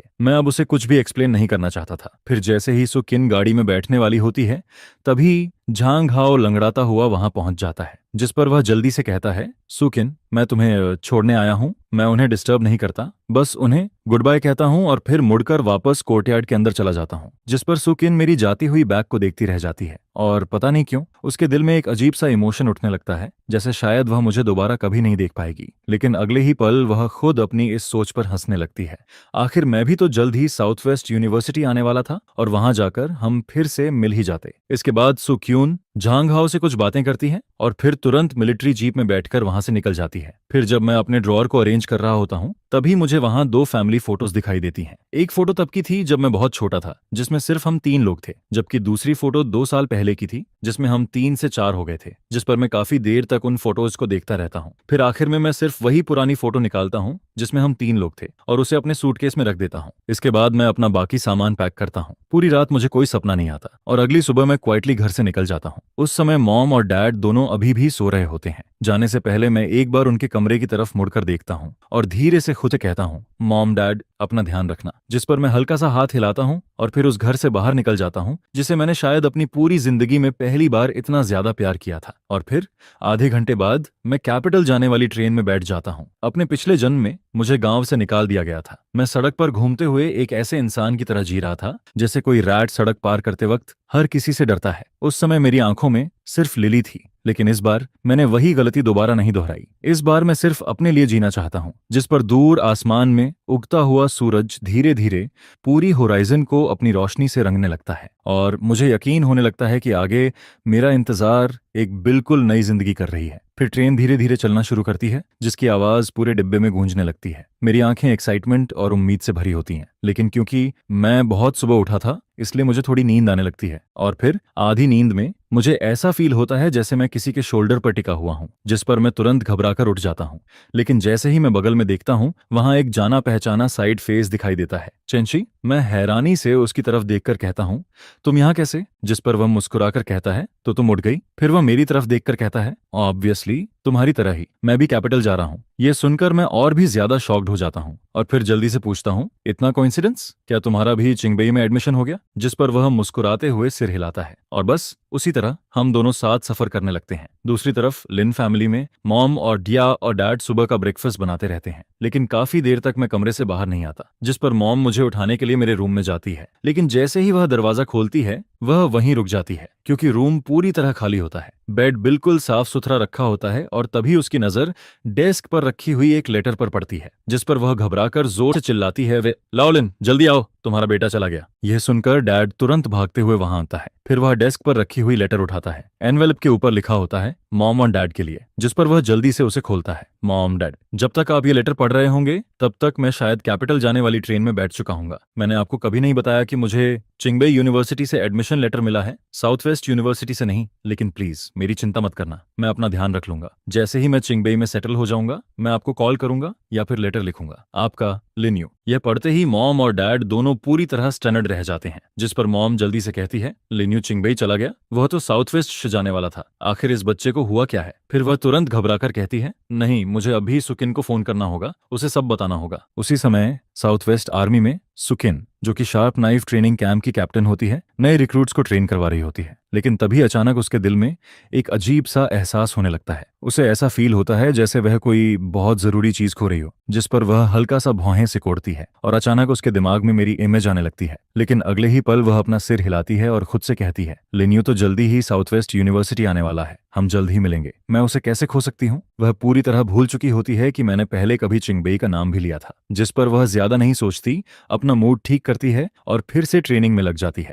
इसके बाद मैं कुछ डेली यूज की चीजें खरीदता हूँ और बहुत सारे बैग्स लेकर फैमिली क्वार्टर्स में वापस आता हूँ। तभी रास्ते में सामने वाले घर की मिलिट्री सिस्टर इन लॉ मुझे देख लेती है, जिस पर वह हंसते हुए कहती है, कैप्टन सू, आपने तो बहुत सारी चीजें खरीद ली, क्या आपका ब्रदर इन लॉ अब यहाँ रहने आने वाला है? ये सुनकर मैं कुछ नहीं कहता और ना ही उसकी बात का अपोज करता हूँ, लेकिन पता नहीं क्यों मेरे दिल में हल्की सी खुशी होने लगती है। और फिर इसी तरह दिन धीरे धीरे गुजरने लगते हैं। आखिरकार वह दिन भी आ जाता है जब साउथ वेस्ट यूनिवर्सिटी ऑफिशियली शुरू होने वाला होता है। स्कूल गेट के अंदर आते हुए स्टूडेंट्स की भीड़ में सर्च करते हुए तभी एक जाना पहचाना फिगर सामने दिखाई देता है। पीछे से एक हैरान आवाज आती है, सुचिंग, क्या तुम खास मेरे लिए यहाँ वेट कर रही हो? वो झांग हाव होता है, जिस पर सुचिंग इधर उधर देखती है। वहां सिर्फ वही अकेला होता है, जिस पर वो पूछती है, सिर्फ तुम ही क्यों आए हो? लिन्यू तुम्हारे साथ नहीं है? जिसके जवाब में झांग हाव कहता है, तुम्हें नहीं पता, लिन्यू तो पहले ही चेंशी के साथ चिंगबई चला गया। यह सुनते ही सुचिंग वहीं स्टनड रह जाती है। उसे ऐसा फील होता है जैसे उसका दिल किसी गहरी खाई में गिर गया हो। उसका दिमाग पूरी तरह ब्लैंक हो जाता है। उसे समझ नहीं आता ऐसा कैसे हो सकता है। जिस यूनिवर्सिटी में लिन्यू हमेशा जाना चाहता था वो तो साउथ वेस्ट यूनिवर्सिटी थी, लेकिन फिर उसकी बात अचानक बीच में ही रुक जाती है, क्योंकि उसे मेरी पहले कही हुई बातें याद आने लगती हैं। मैंने कहा था कि मैं चिंगबई जाकर लिंग्विस्टिक्स पढ़ना चाहता हूँ, लेकिन सुचिंग हमेशा यही सोचती रही कि मैं मजाक कर रहा हूँ। उसे लगा था कि मैं झांग हाव और बाकी लोगों से जानबूझकर ऐसा कह रहा हूँ, लेकिन अब उसे समझ आता है कि वो मेरी रियल सोच थी और मैं सच में सबसे छुपकर क्वाइटली चिंगबई चला गया था। जिस पर सुचिंग ये बात एक्सेप्ट नहीं कर पाती। वो मुझसे बात करके सब समझना चाहती है। फिर वो तुरंत मुड़कर जाने लगती है, लेकिन तभी झांग हाव उसका हाथ पकड़ लेता है। सुचिंग, मैं अभी अभी यहाँ आया हूँ, मुझे यहाँ कुछ भी पता नहीं है, क्या तुम थोड़ी देर मेरे साथ रह सकती हो? जिस पर सुचिंग ठंडे स्वर में कहती है, तुम खुद अपना ध्यान रखो, मुझे अभी कुछ काम है। इतना कहकर वो तुरंत गाड़ी में बैठती है और वहां से चली जाती है। पीछे सिर्फ गाड़ी का धुआं रह जाता है, जिस पर झांग हाव उसकी जाती हुई तरफ देखता है और दांत भींच लेता है। वो अंदर से बहुत अनविलिंग होता है, लेकिन फिर अगले ही पल उसके चेहरे पर मुस्कान आ जाती है। वो सोचता है कोई बात नहीं, लिन्यू तो अब कैपिटल में बहुत दूर जा चुका है और अब सुचिंग के सबसे करीब वही है, अब उनके बीच कोई नहीं आएगा। इसके बाद सुचिंग फैमिली क्वार्टर्स वापस लौटती है। वहां पहुंचते ही वो जल्दी से फेंगयांग विलेज डिपार्टमेंट का नंबर डायल करती है और फिर इंतजार करने लगती है कि मॉम या डैड में से कोई फोन उठाए। लेकिन उसे पहले से ही पता होता है कि जवाब चाहे जो भी हो वो उससे सेटिस्फाई नहीं होगी, क्योंकि जिस जवाब की उसे सबसे ज्यादा उम्मीद थी वो शायद अब पॉसिबल नहीं था। तभी फोन पर मॉम की आवाज आती है, सुचिंग आर्मी में सब ठीक है ना? जिस पर वो कहती है, मैं ठीक हूँ मॉम, मैंने फोन सिर्फ लिन्यू के बारे में पूछने के लिए किया है, क्या वो सच में चिंगबई चला गया? मॉम कहती है, हाँ, वो बच्चा तुम्हारे जाने के अगले ही दिन चुपचाप निकल गया था, बस एक लेटर छोड़ गया। यह सुनकर सुचिंग का दिल और भारी हो जाता है। फिर वो दोबारा पूछती है, क्या उसने लेटर में ये लिखा था कि वो बाद में कॉल करेगा? इसके बाद वो धीरे से कहती है, मॉम अगर लिन्यू कोई एड्रेस या फोन नंबर छोड़ जाए तो मुझे जरूर बता देना। जिस पर मॉम कहती है, ठीक है, जब वो देगा मैं तुम्हें बता दूंगी। फोन कटने के बाद सुचिंग लंबे समय तक वहीं खड़ी रह जाती है। उसे अभी भी समझ नहीं आता कि मैं अचानक चिंगबई क्यों चला गया। क्या मैं उसे पसंद नहीं करता था? क्या मैं हमेशा उसके साथ नहीं रहना चाहता था? लेकिन तभी अचानक उसके दिमाग में चेनशी का चेहरा आता है, जिस पर उसका दिल अचानक जोर से धड़क उठता है। फिर उसके मन में एक ख्याल आता है, क्या ऐसा हो सकता है कि मैं सच में चेनशी से प्यार करने लगा हूं? जैसे ही ये 3 शब्द उसके दिमाग में आते हैं वो खुद ही शॉक हो जाती है, जिस पर वो कुछ देर तक समझ नहीं पाती कि उसे क्या करना चाहिए। लेकिन धीरे धीरे उसे मेरे लिए अपनी रियल फीलिंग्स समझ आने लगती हैं। दूसरी तरफ चिंगबई यूनिवर्सिटी में मैं एडमिशन प्रोसेस पूरा कर चुका होता हूँ। मुझे बिल्डिंग 5 के डॉर्मेट्री 502 में रूम मिलता है। डॉर्मेट्री में कुल 6 लोग रहते हैं। वहां ऊपर नीचे वाले आयरन बेड लगे होते हैं और बीच में एक बड़ी टेबल रखी होती है, जिस पर मैं डोर के पास वाला नीचे का बेड चुनता हूँ। फिर मैं अपना सामान अच्छे से सेट करता हूँ और उसके बाद बाहर जाकर घर फोन करता हूँ कि मैं सेफली पहुंच गया हूँ। लेकिन जैसे ही फोन कनेक्ट होता है उधर से मॉम की तेज आवाज सुनाई देती है, लिन्यू तुम्हारी हिम्मत कैसे हुई? तुम हमसे छुपकर चिंगबई कैसे चले गए? जिस पर मैं धीरे से कहता हूँ, मॉम मैंने आपको पहले ही बताया था कि मैं चिंगबई जाना चाहता हूँ। मॉम तुरंत कहती है, तो इसका मतलब ये नहीं कि तुम बिना बताए घर छोड़ दो? मैं कुछ सेकंड चुप रहता हूँ, फिर कहता हूँ, मॉम सॉरी। जिस पर मॉम का गुस्सा थोड़ा कम हो जाता है। फिर वो मुझसे स्कूल के बारे में, डॉर्मेटरी के बारे में और बाकी सब पूछती है। आखिर में वो कहती है, अपना कॉन्टैक्ट इन्फॉर्मेशन छोड़ दो। जिस पर मैं कहता हूँ, डॉर्मेटरी में कोई फोन नहीं है, सिर्फ नीचे गेट वाले रूम में एक फोन है। फिर मैं उन्हें नंबर और रूम नंबर बता देता हूँ, लेकिन साथ में ये भी कहता हूँ वहां बहुत सारे कॉल्स आते हैं, इसलिए जरूरी नहीं कि हर बार मैं ही उठा पाऊं। फोन रखने के बाद बगल वाले बेड पर बैठा लड़का अचानक मुस्कुराकर कहता है, हेलो, मेरा नाम लियू वेई है। लियू वेई एक बहुत चीयरफुल और बातूनी बीजिंग का लड़का होता है, जिस पर थोड़ी ही देर में पूरे डॉर्मेट्री का माहौल अच्छा हो जाता है। फिर वो कहता है, नेशनल डे पर मैं तुम सबको बीजिंग घुमाऊंगा, कैसा रहेगा? बाकी लोग कहते हैं कि वो तो उस समय घर जाएंगे। फिर आखिर में लियू वेई मेरी तरफ देखता है, जिस पर मैं थोड़ा हेजिटेट करता हूँ, क्योंकि मैं सीक्रेटली चिंगबई आया हूँ। मुझे पता है कि सुचिंग वाली बात अभी खत्म नहीं हुई है। अगर मैं नेशनल डे पर वापस गया तो शायद मेरी उससे मुलाकात हो जाए, और अभी मैं उससे नहीं मिलना चाहता। जिस पर मैं कहता हूँ, नेशनल डे पर मैं वापस नहीं जाऊंगा, तब तुम मुझे बीजिंग घुमा देना। लियू वेई तुरंत खुश होकर कहता है, ठीक है पक्का। वैसे इस साल मिलिट्री परेड भी होने वाली है, हम सब साथ में देखने चलेंगे। बाद में बातों बातों में मुझे पता चलता है कि मेरे बाकी रूममेट्स को डांस करना आता है, सिर्फ मैं ही ऐसा होता हूँ जिसे कुछ नहीं आता, जिस पर मुझे थोड़ी शर्मिंदगी फील होने लगती है। तभी उनमें से कोई कहता है, क्यों ना गर्ल्स डॉर्मेट्री के साथ डांस किया जाए? यह सुनते ही सब लोग तुरंत एग्री कर देते हैं, सिर्फ मैं अकेला हेजिटेट करता हूँ। जिस पर लियू वेई मेरी हालत देखकर हंसता है, फिर अपने सीने पर हाथ मारकर कहता है, अगर तुम्हें डांस नहीं आता तो कोई बात नहीं, मैं तुम्हें सिखा दूंगा। आखिर में मैं मजबूरी में सिर हिला देता हूँ। मैं चिंगबई सिर्फ इसलिए आया हूँ ताकि मैं एक नई जिंदगी शुरू कर सकूं। जिस पर मैं सोचता हूँ, अगर ऐसा है तो शुरुआत डांस सीखने से ही सही। हम सब इसी बारे में बात कर रहे होते हैं, तभी अचानक कॉरिडोर के बाहर से कोई जोर से आवाज लगाता है, क्या यहाँ लिन्यू रहता है? रूम 502 में कौन है? जिस पर डॉर्मेट्री के अंदर बैठे सभी लोग मेरी तरफ देखने लगते हैं, क्योंकि मुझे यहाँ आए हुए अभी सिर्फ 2 दिन ही हुए थे। मुझे लगा कहीं कुछ गड़बड़ तो नहीं हो गया। मेरा दिल अचानक कस जाता है। मैं जल्दी से लियू वेई से एक बात कहता हूँ और फिर भागकर नीचे गार्ड रूम की तरफ चला जाता हूँ। हम जिम्नेजियम में होंगे या फिर कैफेटेरिया में? मैं फोन उठाता हूँ और जल्दी से पूछता हूँ, डैड, मॉम, घर पर सब ठीक है ना? तभी दूसरी तरफ से एक जानी पहचानी लेकिन अनएक्सपेक्टेड आवाज आती है, लिन्यू मैं हूँ। मैं वहीं रुक जाता हूँ। मुझे बिल्कुल उम्मीद नहीं थी कि सुचिंग इतनी जल्दी मुझसे कांटेक्ट करेगी। कुछ देर तक दोनों तरफ साइलेंस रहता है, फिर मैं धीरे से कहता हूँ, सुचिंग। दूसरी तरफ सुचिंग फोन में मेरी आवाज सुनती है। उसने पहले से बहुत सारी बातें सोच रखी होती हैं, लेकिन जैसे ही मेरी आवाज सुनाई देती है उसके दिल में अजीब सा इमोशन आने लगता है। उसकी आवाज में हल्का सा गुस्सा भी आ जाता है। लिन्यू, क्या तुम्हें मुझसे कुछ नहीं कहना? फोन के दूसरी तरफ फिर कुछ देर तक साइलेंस छा जाता है, जिस पर सुचिंग और अनईजी हो जाती है। वो दोबारा कुछ कहने ही वाली होती है, तभी मेरी शांत आवाज आती है, दीदी जो कहना था वो मैं पहले ही कह चुका हूँ। अब मैं चिंगबई में हूँ, इसलिए आपको मेरी चिंता करने की जरूरत नहीं है। आगे चलकर आप और झांग हाओ साथ रहोगे। यह सुनते ही सुचिंग तुरंत पूछती है, तो तुम उसके कारण ऐसे कर रहे हो? मैं धीरे से कहता हूँ, अब इन बातों से कोई फर्क नहीं पड़ता दीदी, हम फैमिली हैं, लेकिन हर किसी की अपनी जिंदगी होती है और अब मुझे भी अपना गोल मिल गया है। आपको अब मेरी चिंता करने की जरूरत नहीं है। मेरी इतनी शांत बातें सुनकर सुचिंग के दिल में और भी बेचैनी होने लगती है। उसे ऐसा फील होता है जैसे फोन के दूसरी तरफ वाला मैं उससे बहुत दूर जा चुका हूँ, और तभी उसे पहली बार एहसास होता है कि वो अंदर से मेरी कितनी परवाह करती है। जब उसे मेरी तरफ से कोई आवाज नहीं आती तो मैं भी और बात नहीं बढ़ाना चाहता, इसलिए मैं फिर कहता हूँ, दीदी यहाँ मुझे अभी कुछ काम है, अभी के लिए रखता हूँ। इतना कहकर मैं फोन रख देता हूँ। कुछ देर वहीं खड़े होकर खुद को शांत करने के बाद मैं वापस गार्ड रूम से बाहर निकलता हूँ। फिर मैं लियू वेई और बाकी लोगों को जिम्नेजियम में ढूंढता हूँ। तब तक वो लोग गर्ल्स के साथ प्रैक्टिस शुरू कर चुके होते हैं। एक लड़का, एक लड़की। लिन्यू इधर आओ। मैं उनके पास जाता हूँ। लियू वेई मुझे कुछ गर्ल्स से ब्रीफली इंट्रोड्यूस करवाता है। फिर वो मुस्कुराकर कहता है, मुझे पता है तुम्हें डांस नहीं आता, इसलिए मैंने तुम्हारे लिए सबसे अच्छी डांस करने वाली लड़की छोड़ी है। मैं हैरानी से पूछता हूँ, कौन? जिस पर वो सामने की तरफ इशारा करता है। मैं उसकी तरफ देखता हूँ और वहीं रुक जाता हूँ। सफेद ड्रेस पहने हुए, पोनीटेल में बाल बांधे हुए एक लड़की मेरे सामने खड़ी होती है। वो चेंशी होती है। मेरी आंखें अचानक बड़ी हो जाती हैं। फिर मैं हल्का सा हंस पड़ता हूँ। तुम? चेंगसी भी मुस्कुराकर कहती है, हाँ लगता है हमारी डेस्टिनी काफी स्ट्रांग है। लियू वे दोनों को देखकर कहता है, अच्छा तुम दोनों पहले से एक दूसरे को जानते हो? तो फिर और भी अच्छा है। अब लिन यू तुम्हारे भरोसे है। चेंगसी सिर हिलाकर कहती है, तुम टेंशन मत लो। फिर वो मेरी तरफ देखकर कहती है, लिन यू। मैं थोड़ा ऑकवर्ड होकर कहता हूँ, मुझे बिल्कुल भी डांस नहीं आता। वो हल्का सा मुस्कुराती है, कोई बात नहीं, प्रेशर मत लो, मुझे छोड़ दो। इसके बाद चेंशी मुझे स्टेप बाय स्टेप सिखाना शुरू करती है। अपना हाथ यहाँ रखो, अब मेरे साथ फॉलो करो। वो मेरा हाथ पकड़ती है और धीरे धीरे मुझे आगे पीछे मूव करवाने लगती है। फिर वो मेरा हाथ ऊपर उठाती है और खुद हल्के से घूम जाती है। मैं घबरा जाता हूँ और तुरंत आंखें बंद कर लेता हूँ। मुझे लगता है मैं गिर जाऊंगा, लेकिन कुछ नहीं होता। फिर मेरे कानों में चेंशी की आवाज आती है, तुम कब तक मुझे ऐसे पकड़े रहोगे? मैं तुरंत आंखें खोलता हूँ और फिर देखता हूँ कि मैं उसके ऊपर गिरने ही वाला था, लेकिन उसने मुझे मजबूती से पकड़ रखा था। मेरी नजर उसकी मुस्कुराती हुई आंखों से मिलती है, जिस पर मेरे कान तुरंत लाल हो जाते हैं।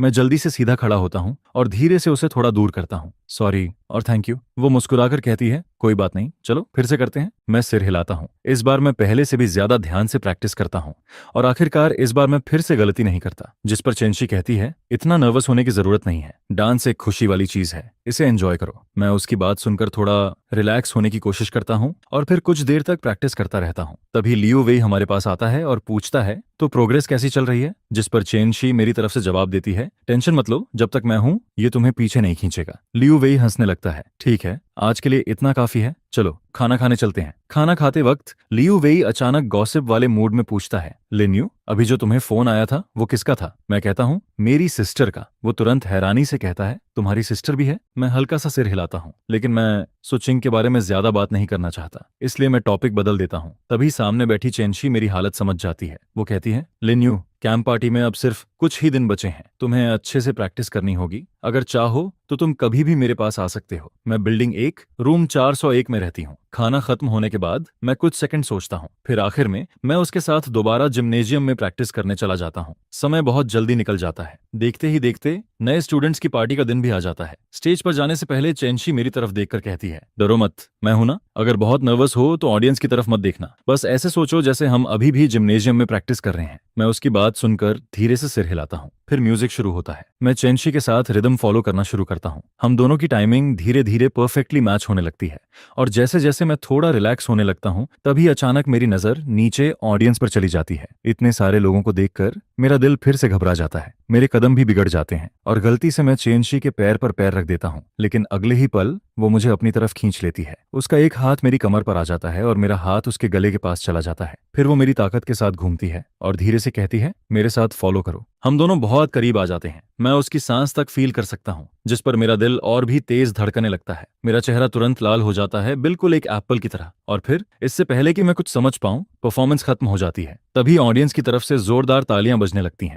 जब हम सब स्टेज से नीचे उतरते हैं, तभी कोई हंसते हुए पूछता है, लिन्यू तुम्हारा चेहरा इतना लाल क्यों है? उस पार्टी के बाद मेरी और चेंशी की दोस्ती और भी ज्यादा बढ़ जाती है। फिर उसके बाद हम सब अपनी पढ़ाई में लग जाते हैं। क्लासेस के अलावा मैं अपना ज्यादातर टाइम लाइब्रेरी में बिताने लगता हूँ और वहां भी मेरी अक्सर चेंशी से मुलाकात हो जाती है, जिस पर धीरे धीरे हम दोनों और करीब आने लगते हैं। लिन्यू तुम्हारा और सॉन का कुछ चल रहा है क्या? जिस पर मैं तुरंत कहता हूँ नहीं, लेकिन फिर मैं थोड़ा रुक कर कहता हूँ बस हम लोग अक्सर लाइब्रेरी में मिल जाते हैं। जिस पर सामने वाला तुरंत हंसने लगता है। अरे झूठ मत बोलो, मैं सिर्फ इतना ही कह पाता हूँ, मैं सच में उससे लाइब्रेरी में ही मिलता हूँ, इससे ज्यादा कुछ नहीं है। लेकिन फिर मुझे लियू वेई की कही हुई बात याद आती है। उसने कहा था कि ये बात सुनकर बहुत लोग गलत समझ सकते हैं। जिस पर अगले दिन जब मेरी फिर से चेंशी से लाइब्रेरी में मुलाकात होती है तो मैं जानबूझकर उससे थोड़ी दूरी बनाकर रखता हूँ। जिस पर चेंशी तुरंत समझ जाती है कि मैं ऐसा क्यों कर रहा हूँ। फिर उसे स्कूल में फैली हुई बातें याद आती हैं। वो मेरी तरफ देखती है और धीरे से कहती है, लिन्यू, लोगों की बातों की परवाह मत करो। अगर हम सच में साथ भी हों तो भी उससे किसी और को क्या फर्क पड़ता है। लेकिन मेरे पिछले जन्म का डर अभी भी मेरे अंदर होता है। लोगों की बातें पहले ही मेरी जिंदगी बर्बाद कर चुकी थी और अब मैं खुद को दोबारा उसी व्हर्लपूल में नहीं फंसाना चाहता था। जिस पर मैं धीरे से कहता हूँ, आगे से मैं डॉर्मेट्री में ही पढ़ाई करूंगा। यह सुनकर चेंशी कुछ पल के लिए चुप रह जाती है। वो मेरी सिकुड़ी हुई भौहों को देखती है लेकिन आखिर में कुछ नहीं कहती। इसके बाद हम दोनों जानबूझकर एक दूसरे से कम मिलने लगते हैं और कुछ समय बाद लोगों की गॉसिप भी धीरे धीरे खत्म हो जाती है। जिस पर मैं राहत की सांस लेता हूँ और पहले से भी ज्यादा पढ़ाई में लग जाता हूँ। देखते ही देखते नेशनल डे आ जाता है। डॉर्मेट्री के बाकी सब लोग अपने अपने घर चले जाते हैं। सिर्फ मैं और लियू वेई वहीं रहते हैं। जिस पर लियू वेई कहता है, इस साल नेशनल डे पर परफॉर्मेंस होने वाली है, चलो साथ में देखने चलते हैं। मैं सिर हिलाकर कहता हूँ, ठीक है। ऐसी परफॉर्मेंस हर साल नहीं होती। जब कैपिटल आए हैं तो इसे मिस नहीं करना चाहिए। इसके बाद हम दोनों स्कूल गेट से बाहर निकलते हैं। लेकिन तभी सामने हमें चेंशी मिल जाती है। जिस पर वो पूछती है, तुम लोग अभी तक घर नहीं गए, कहाँ जा रहे हो? लियू वेई कहता है, हम लोग शो देखने जा रहे हैं। जिस पर चेंशी मुस्कुराकर कहती है, अच्छा, मैं भी वहीं जा रही हूँ, चलो साथ चलते हैं। फिर वो शायद डरती है कि कहीं मैं मना ना कर दूं। जिस पर वो जल्दी से हमें अपनी सांताना में बैठा लेती है और फिर हम तीनों स्क्वायर की तरफ निकल जाते हैं। वहां पहुंचते ही हमें बहुत ज्यादा भीड़ दिखाई देती है। जिस पर चेंशी कहती है, इधर कुछ नहीं दिखेगा, मेरे साथ आओ। इतना कहकर वो हमें दूसरी तरफ ले जाती है। जब मैं वहां पहुंचता हूं तो मैं हैरानी से उसके चुने हुए स्पॉट को देखता हूं। वहां से सब कुछ बिल्कुल साफ दिखाई दे रहा होता है। जिस पर मैं चेंशी की तरफ देखकर हैरानी से पूछता हूं, तुम आखिर हो कौन? तुम्हें इतनी अच्छी जगह कैसे मिल गई? तभी मुझे स्कूल में सुनी हुई बात याद आती है। मैंने सुना था कि उसके ग्रैंडपा कोई बहुत बड़े आदमी है। लेकिन चेंशी सिर्फ हल्का सा मुस्कुराती है, कुछ नहीं, परफॉर्मेंस शुरू होने वाली है। जिस पर मैं कुछ नहीं कहता। लेकिन तभी मैं नोटिस करता हूं कि लियू वेई की नजरें चेंशी की तरफ बदल चुकी हैं। उसकी आंखों में कुछ अलग सा इमोशन दिखाई देता है। जिस पर मैं थोड़ा शॉक्ड होता हूं, लेकिन ज्यादा नहीं सोचता, क्योंकि तभी सामने परफॉर्मेंस शुरू हो जाती है। तोपों की आवाज गूंजने लगती है। सोल्जर्स के कदमों की आवाज पूरे मैदान में सुनाई देने लगती है। एक के बाद एक लाइन हमारे सामने से गुजरती है। जिस पर मैं सामने के सीन को देखकर पूरी तरह खो जाता हूँ। मेरे सामने न्यू डायनेस्टी की ताकत दिखाई दे रही होती है। लेकिन तभी मेरी नजर सामने खड़े एक सीधे ऊंचे फिगर पर जाकर रुक जाती है। जिस पर मैं अचानक शॉक हो जाता हूँ। मेरी आंखें बड़ी हो जाती हैं। वो सो चिंग होता है। मैं यकीन ही नहीं कर पाता कि वो कैपिटल तक आ गया और इस परफॉर्मेंस का हिस्सा भी बना हुआ है। जिस पर मेरा दिमाग पूरी तरह उलझ जाता है। तभी मेरे कानों में आवाज आती है, लिन्यू, लिन्यू। मैं अचानक होश में आता हूँ। जिस पर चेंशी मेरी तरफ देख रही होती है। तुम अभी क्या सोच रहे थे? मैं जल्दी से कहता हूँ, कुछ नहीं। लेकिन जैसे ही मैं सिर घुमाता हूँ मैं देखता हूँ कि चेंशी मुझे ध्यान से देख रही है। उसने भी सु चिंग को देख लिया होता है और वो तुरंत समझ जाती है कि मेरे एक्सप्रेशन में कुछ गड़बड़ है। जब वो फेंगियांग विलेज में थी तभी से उसे लगता था कि मेरे और सुचिंग के बीच का रिश्ता थोड़ा अजीब है। जिस पर चेंशी हल्का सा भौहें सिकोड़ती है। उसके दिल में थोड़ा अनकंफर्टेबल फील होता है, लेकिन फिर भी वो कुछ नहीं कहती। परफॉर्मेंस खत्म होने के बाद हम तीनों वापस स्कूल लौटते हैं। जिस पर लियू वेई और मैं कार से उतरते हैं और डॉर्मेट्री की तरफ जाने लगते हैं। लेकिन तभी लियू वेई अचानक रुक जाता है। फिर वो मेरी तरफ देखकर कहता है, लिन्यू, मैंने डिसाइड कर लिया है। मैं उसकी तरफ देखता हूँ। क्या? वो गहरी सांस लेकर कहता है, मैं चेंशी को प्योर्स करना चाहता हूँ। यह सुनते ही मैं लगभग चिल्ला पड़ता हूँ। मैं शॉक्ड होकर उसकी तरफ देखता हूँ। क्या कहा तुमने? लियू वेई मेरी तरफ देखता है। लिन्यू, मुझे लगता है कि मैं उसे पसंद करने लगा हूँ। मैं अभी भी शॉक में खड़ा रहता हूँ, लेकिन इससे पहले कि मैं कुछ बोलूं वो मेरा हाथ पकड़ लेता है और मुझे खींचकर डॉर्मेट्री में ले जाता है। फिर वो मुझे टेबल के सामने बैठा देता है और मेरे हाथ में पेन पकड़ा देता है। अगर तुम नहीं लिखोगे तो मैं खुद लिखूंगा, बाद में तुम बस देख लेना कि ठीक है या नहीं। जिस पर मैं मजबूरी में सिर हिला देता हूँ। लेकिन तभी डॉर्मेट्री का दरवाजा खटखटाता है। सामने वाले रूम का लड़का अंदर झांकता है और कहता है, 502 वाले लिन्यू कौन है? स्कूल गेट पर कोई तुम्हें ढूंढ रहा है। यह सुनकर मैं कुछ पल के लिए रुक जाता हूँ। मुझे समझ नहीं आता कि मुझे यहाँ कौन ढूंढने आएगा। लेकिन तभी अचानक मेरे दिमाग में एक फेमिलियर आवाज आती है, क्या वो इतनी जल्दी यहाँ तक पहुंच गया? मैं लियू वेई से एक बात कहता हूँ और फिर जल्दी से स्कूल गेट की तरफ चला जाता हूँ और दूर से ही मैं सुचिंग को खड़ा हुआ देख लेता हूँ। वो आर्मी यूनिफॉर्म पहने हुए होता है। वो चुपचाप वहीं खड़ा रहता है, लेकिन उसका चेहरा पहले से थोड़ा ज्यादा थका हुआ दिखाई देता है। उधर वो भी मुझे देख लेता है। मैंने सफेद शर्ट पहनी होती है। मैं पहले से ज्यादा साफ सुथरा और कॉन्फिडेंट दिखाई दे रहा होता हूँ। अब मैं वैसा नहीं लगता जैसा फेंगयांग विलेज में उसके पीछे पीछे घूमने वाला छोटा लिन्यू था, जो हर वक्त उसे दीदी कहता रहता था। जिस पर सुचिंग अपनी आंखें बंद करता है। उसके दिल में अचानक एक भारी सा एहसास होने लगता है। फिर वो धीरे से कहता है, लिन्यू चलो कहीं बैठते हैं, मुझे तुमसे कुछ बात करनी है। मैं कुछ सेकंड उसे देखता हूँ, फिर धीरे से सिर हिला देता हूँ। इसके बाद मैं उसे स्कूल के पास वाले एक छोटे पार्क में ले जाता हूँ। हम दोनों बेंच पर बैठ जाते हैं, लेकिन कुछ देर तक दोनों में से कोई कुछ नहीं कहता। जिस पर सुचिंग के दिमाग में पिछले कुछ दिनों की सारी बातें घूमने लगती हैं। जब से मैंने उसका फोन काटा था, तब से उसका दिल बेचैन था। उसके दिमाग में हर वक्त मैं ही था, लेकिन उसे खुद समझ नहीं आता था कि वो क्या करना चाहती है। वो सिर्फ मुझे देखना चाहती थी। फिर वो धीरे से मेरी तरफ देखती है, लेकिन उससे पहले कि वो कुछ कहे, उसके दिमाग में साउथ वेस्ट यूनिवर्सिटी की फ्रेशमैन मिलिट्री ट्रेनिंग की याद आ जाती है। उसे वहां चीफ इंस्ट्रक्टर बनाकर भेजा गया था, और उस दौरान झांग हाओ हर वक्त उसके आसपास बना रहता था। पहले फेंगयांग विलेज में उसे कभी कुछ अजीब नहीं लगता था। आखिरकार झांग हाओ वही इंसान था जिससे सुचिंग ने खुद प्रॉमिस किया था। लेकिन झांग हाओ ने हर चीज को बहुत नेचुरली लेना शुरू कर दिया था, जिस पर पहली बार सुचिंग को उसके लिए एक स्ट्रॉन्ग डिस्कम्फर्ट फील होने लगता है। और पहली बार उसके मन में ये ख्याल आता है कि वो उससे शादी नहीं करना चाहती।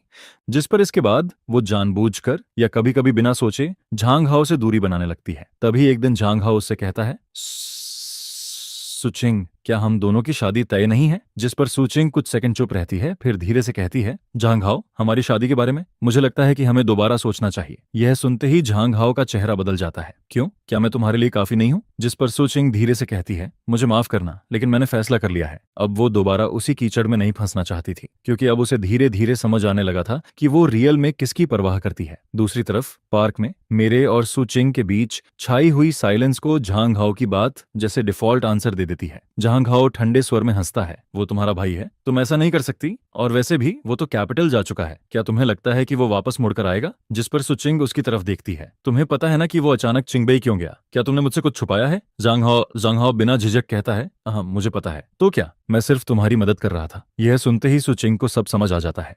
उसे पता चल जाता है कि मैं उससे अचानक दूर क्यों होने लगा था, और इसके पीछे झांग हाओ ही था। जिस पर उसकी आंखें ठंडी हो जाती हैं। वो धीरे से कहती है, तुमने आखिर उससे क्या कहा था? झांग हाओ कहता है, मैंने बस उसे बता दिया था कि उसने तुमसे जो कन्फेशन किया था उसके बारे में मुझे पता है। फिर वो आगे कहता है, लेकिन जिस चीज ने उसे पूरी तरह हार मानने पर मजबूर किया वो ये था कि तुम मेरे साथ ब्लाइंड डेट पर जा रही थी। उसे लगा कि तुम और मैं पहले से साथ हैं। यह सुनते ही सुचिंग वहीं खड़ी रह जाती है, जिस पर उसे अचानक सब याद आने लगता है। इसलिए मैंने उससे कन्फेशन करने के अगले ही दिन कैपिटल जाने का फैसला किया था, क्योंकि मैं नहीं चाहता था कि वो गिल्ट फील करे। और फिर जब वो चिंगबई आया तो मैंने उसकी हर बात को गलत समझ लिया, और उसी ने मुझे उससे और दूर कर दिया। अब सुचिंग को पूरी सच्चाई समझ आ जाती है। उसे पता चल जाता है कि मैं उससे सच में प्यार करता था, और ये भी कि मैं पूरी बात जान चुका था। जिस पर वो सोचती है कि चाहे कुछ भी हो जाए वो मुझसे जरूर मिलेगी, वो मुझसे माफी मांगेगी, और जब तक मैं नाराज नहीं हूं तब तक शायद सब कुछ अभी भी ठीक हो सकता है। इसके बाद वो वापस आर्मी चली जाती है। फिर जब उसे पता चलता है कि उसे मिलिट्री परेड के लिए कैपिटल भेजा जा रहा है, तो वो इतनी खुश हो जाती है कि पूरी रात सो भी नहीं पाती। जिस पर वो तुरंत हाफ ईयर के लिए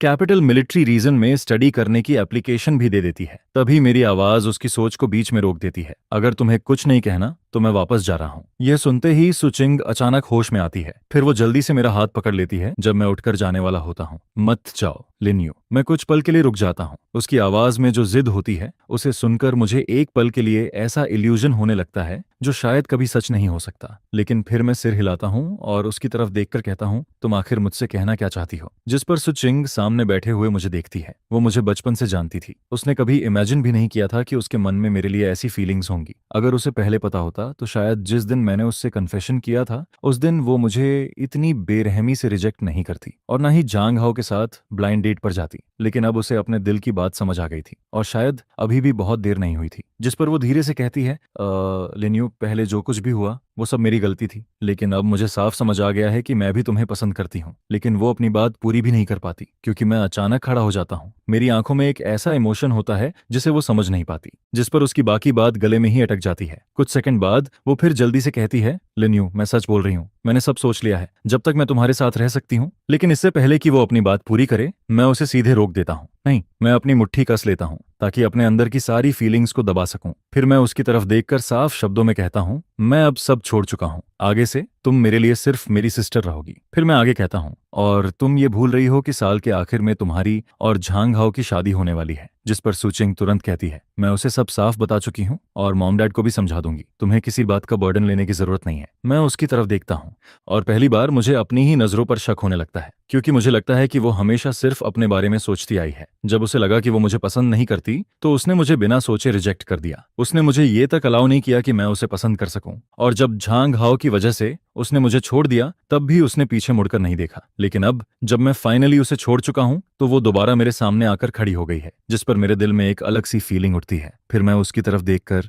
एक एक शब्द साफ बोलता हूं, मैं एक बार फिर कह रहा हूं, अब फैमिली वाली फीलिंग के अलावा मेरे दिल में तुम्हारे लिए कुछ नहीं है। और जहां तक तुम्हारा और झांग हाओ का सवाल है, मुझे उससे कोई फर्क नहीं पड़ता। फिर मैं पीछे हटता हूँ, मुझे अभी काम है, मैं जा रहा हूँ। इतना कहकर मैं मुड़ जाता हूँ सन्ना और वहां से चलने लगता हूँ। लेकिन जैसे ही मैं एक कदम आगे बढ़ाता हूँ, सुचिंग फिर से मेरा हाथ पकड़ लेती है। मुझे पता है तुम गुस्से में ये सब कह रहे हो, पहले मैंने तुम्हें हर्ट किया था, लेकिन आगे से मैं उसका दुगना लौटाऊंगी। यह सुनकर मेरा मन करता है कि मैं वहीं आंखें घुमा लूं। मुझे समझ नहीं आता कि क्या सुचिंग को लोगों की बात समझ ही नहीं आती, जिस पर मैं अब और बहस नहीं करना चाहता। मैं उसका हाथ झटक देता हूँ और तेज कदमों से आगे बढ़ने लगता हूँ। लेकिन सुचिंग की नजर में मेरा ये रिएक्शन सिर्फ गुस्सा होता है, जिस पर वो हल्का सा मुस्कुराती है और फिर मेरे पीछे पीछे चलने लगती है। लिन्यू, मैंने कैपिटल मिलिट्री रीजन में हाफ ईयर स्टडी के लिए अप्लाई किया है, आगे से मैं तुमसे अक्सर मिलने आ सकूंगी। यह सुनते ही मेरे दिल में और भी ज्यादा इरिटेशन होने लगता है। जब मैं उसे पसंद करता था तब उसने मुझे बिना वजह रिजेक्ट कर दिया, और अब जब मैं फाइनली उसे छोड़ चुका हूं तो वो खुद मेरे पीछे आ रही है, जिस पर मैं अंदर से पूरी तरह थक जाता हूं। फिर जैसे ही मैं स्कूल गेट तक पहुंचता हूं, मैं उसकी तरफ मुड़कर कहता हूं, तुम वापस जाओ, मैं अंदर जा रहा हूं, उस आता हूं। इतना कहकर मैं उसके जवाब का इंतजार भी नहीं करता और मुड़कर स्कूल के अंदर जाने लगता हूं। लेकिन मैं मुश्किल से कुछ कदम ही चलता हूं कि तभी पीछे से एक बार फिर कोई ताकत मुझे पकड़ लेती है। मैं थोड़ा इरिटेटेड होकर पीछे मुड़कर देखता हूं, लेकिन सामने जो चेहरा दिखाई देता है उसे देखकर मैं वहीं रुक जाता हूं। वो झांग हाओ होता है। मैं कुछ समझ पाऊं उससे पहले ही वो सीधे मेरे चेहरे पर मुक्का मार देता है। लिन्यू, तुम जैसे कचरे की हिम्मत कैसे हुई? उसका पंच सीधे मेरे चेहरे पर लगता है, जिस पर मैं लड़खड़ाकर पीछे हट जाता हूँ। फिर झांग हाओ जोर से चिल्लाता है, चिंगबई के टीचर्स को पता है कि तुम इतने नीचे गिर चुके हो कि तुम किसी और की फियांसे को छीनने की कोशिश कर रहे हो। उसकी आवाज इतनी तेज होती है कि आसपास के स्टूडेंट्स और टीचर्स भी रुककर हमारी तरफ देखने लगते हैं, जिस पर मेरे अंदर अचानक गुस्सा भर जाता है। पिछले जन्म में लोगों ने मुझ पर ऐसे ही झूठे इल्जाम लगाए थे। वही घुटन, वही सफोकेशन फिर से मेरे अंदर लौट आती है, लेकिन इस बार मैं खुद को संभाल लेता हूँ। फिर मैं उसकी तरफ देखकर कहता हूँ, झांग हाओ, झूठ मत फैलाओ। अगर तुमने और कुछ कहा तो मैं सीधे स्कूल में कंप्लेंट करूंगा।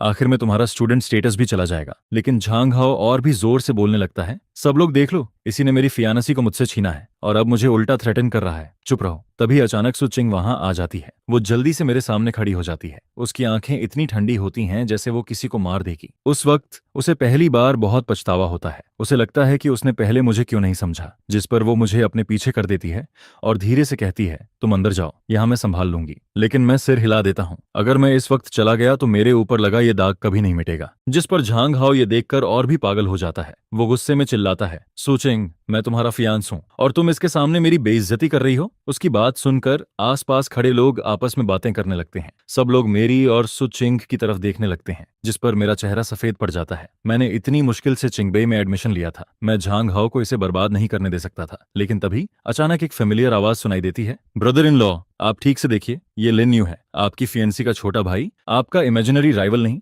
मैं मुड़कर देखता हूँ, वो चेनशी होता है। वो मेरे पास आता है, फिर सुचिंग की तरफ देखकर कहता है, सिस्टर सू, आप भी यहाँ हैं? इतना कहने के बाद वो मेरी तरफ देखता है, फिर मेरे चेहरे पर पड़े लाल निशान को छूता है, जिस पर उसके चेहरे पर गुस्से की एक झलक आ जाती है। ये किसने किया? फिर वो मेरी तरफ देखकर कहता है, लिन्यू, किसी ने तुम्हें मारा और तुमने वापस कुछ नहीं किया? इतना कहकर वो धीरे से मेरा चेहरा छूता है, जिस पर सुचिंग की भौहें सिकुड़ जाती हैं। वो जैसे उसे रोकना चाहती है, लेकिन तभी चेनशी उसके करीब जाकर धीरे से कहता है, जल्दी से इसे यहाँ से ले जाइए। क्या आप चाहती हैं कि लिन्यू को चिंगबई से निकाल दिया जाए? यह सुनते ही सुचिंग कुछ सेकंड के लिए चुप हो जाती है। फिर वो मेरी तरफ देखती है और तुरंत झांग हाओ को पकड़कर वहां से ले जाती है। उस वक्त तक झांग हाओ खुद भी समझ नहीं पाता कि हुआ क्या है। उन दोनों के जाने के बाद चेनशी आसपास खड़े लोगों की तरफ मुड़ता है। फिर वो हल्का सा हंसकर कहता है, कोई बात नहीं, वो आदमी लिन्यू का ब्रदर इन लॉ है। उसका दिमाग थोड़ा ठीक नहीं है, क्योंकि लिन्यू अपनी सिस्टर के काफी क्लोज है, इसीलिए वो उसे हमेशा अपना इमेजिनरी एनिमी समझता है। इतना कहने के बाद वो मेरा हाथ पकड़ता है और मुझे कैंपस के अंदर ले जाता है। लेकिन मैं अभी भी शॉक में होता हूँ, क्योंकि चेनशी ने अभी अभी झांग हाओ को मेरा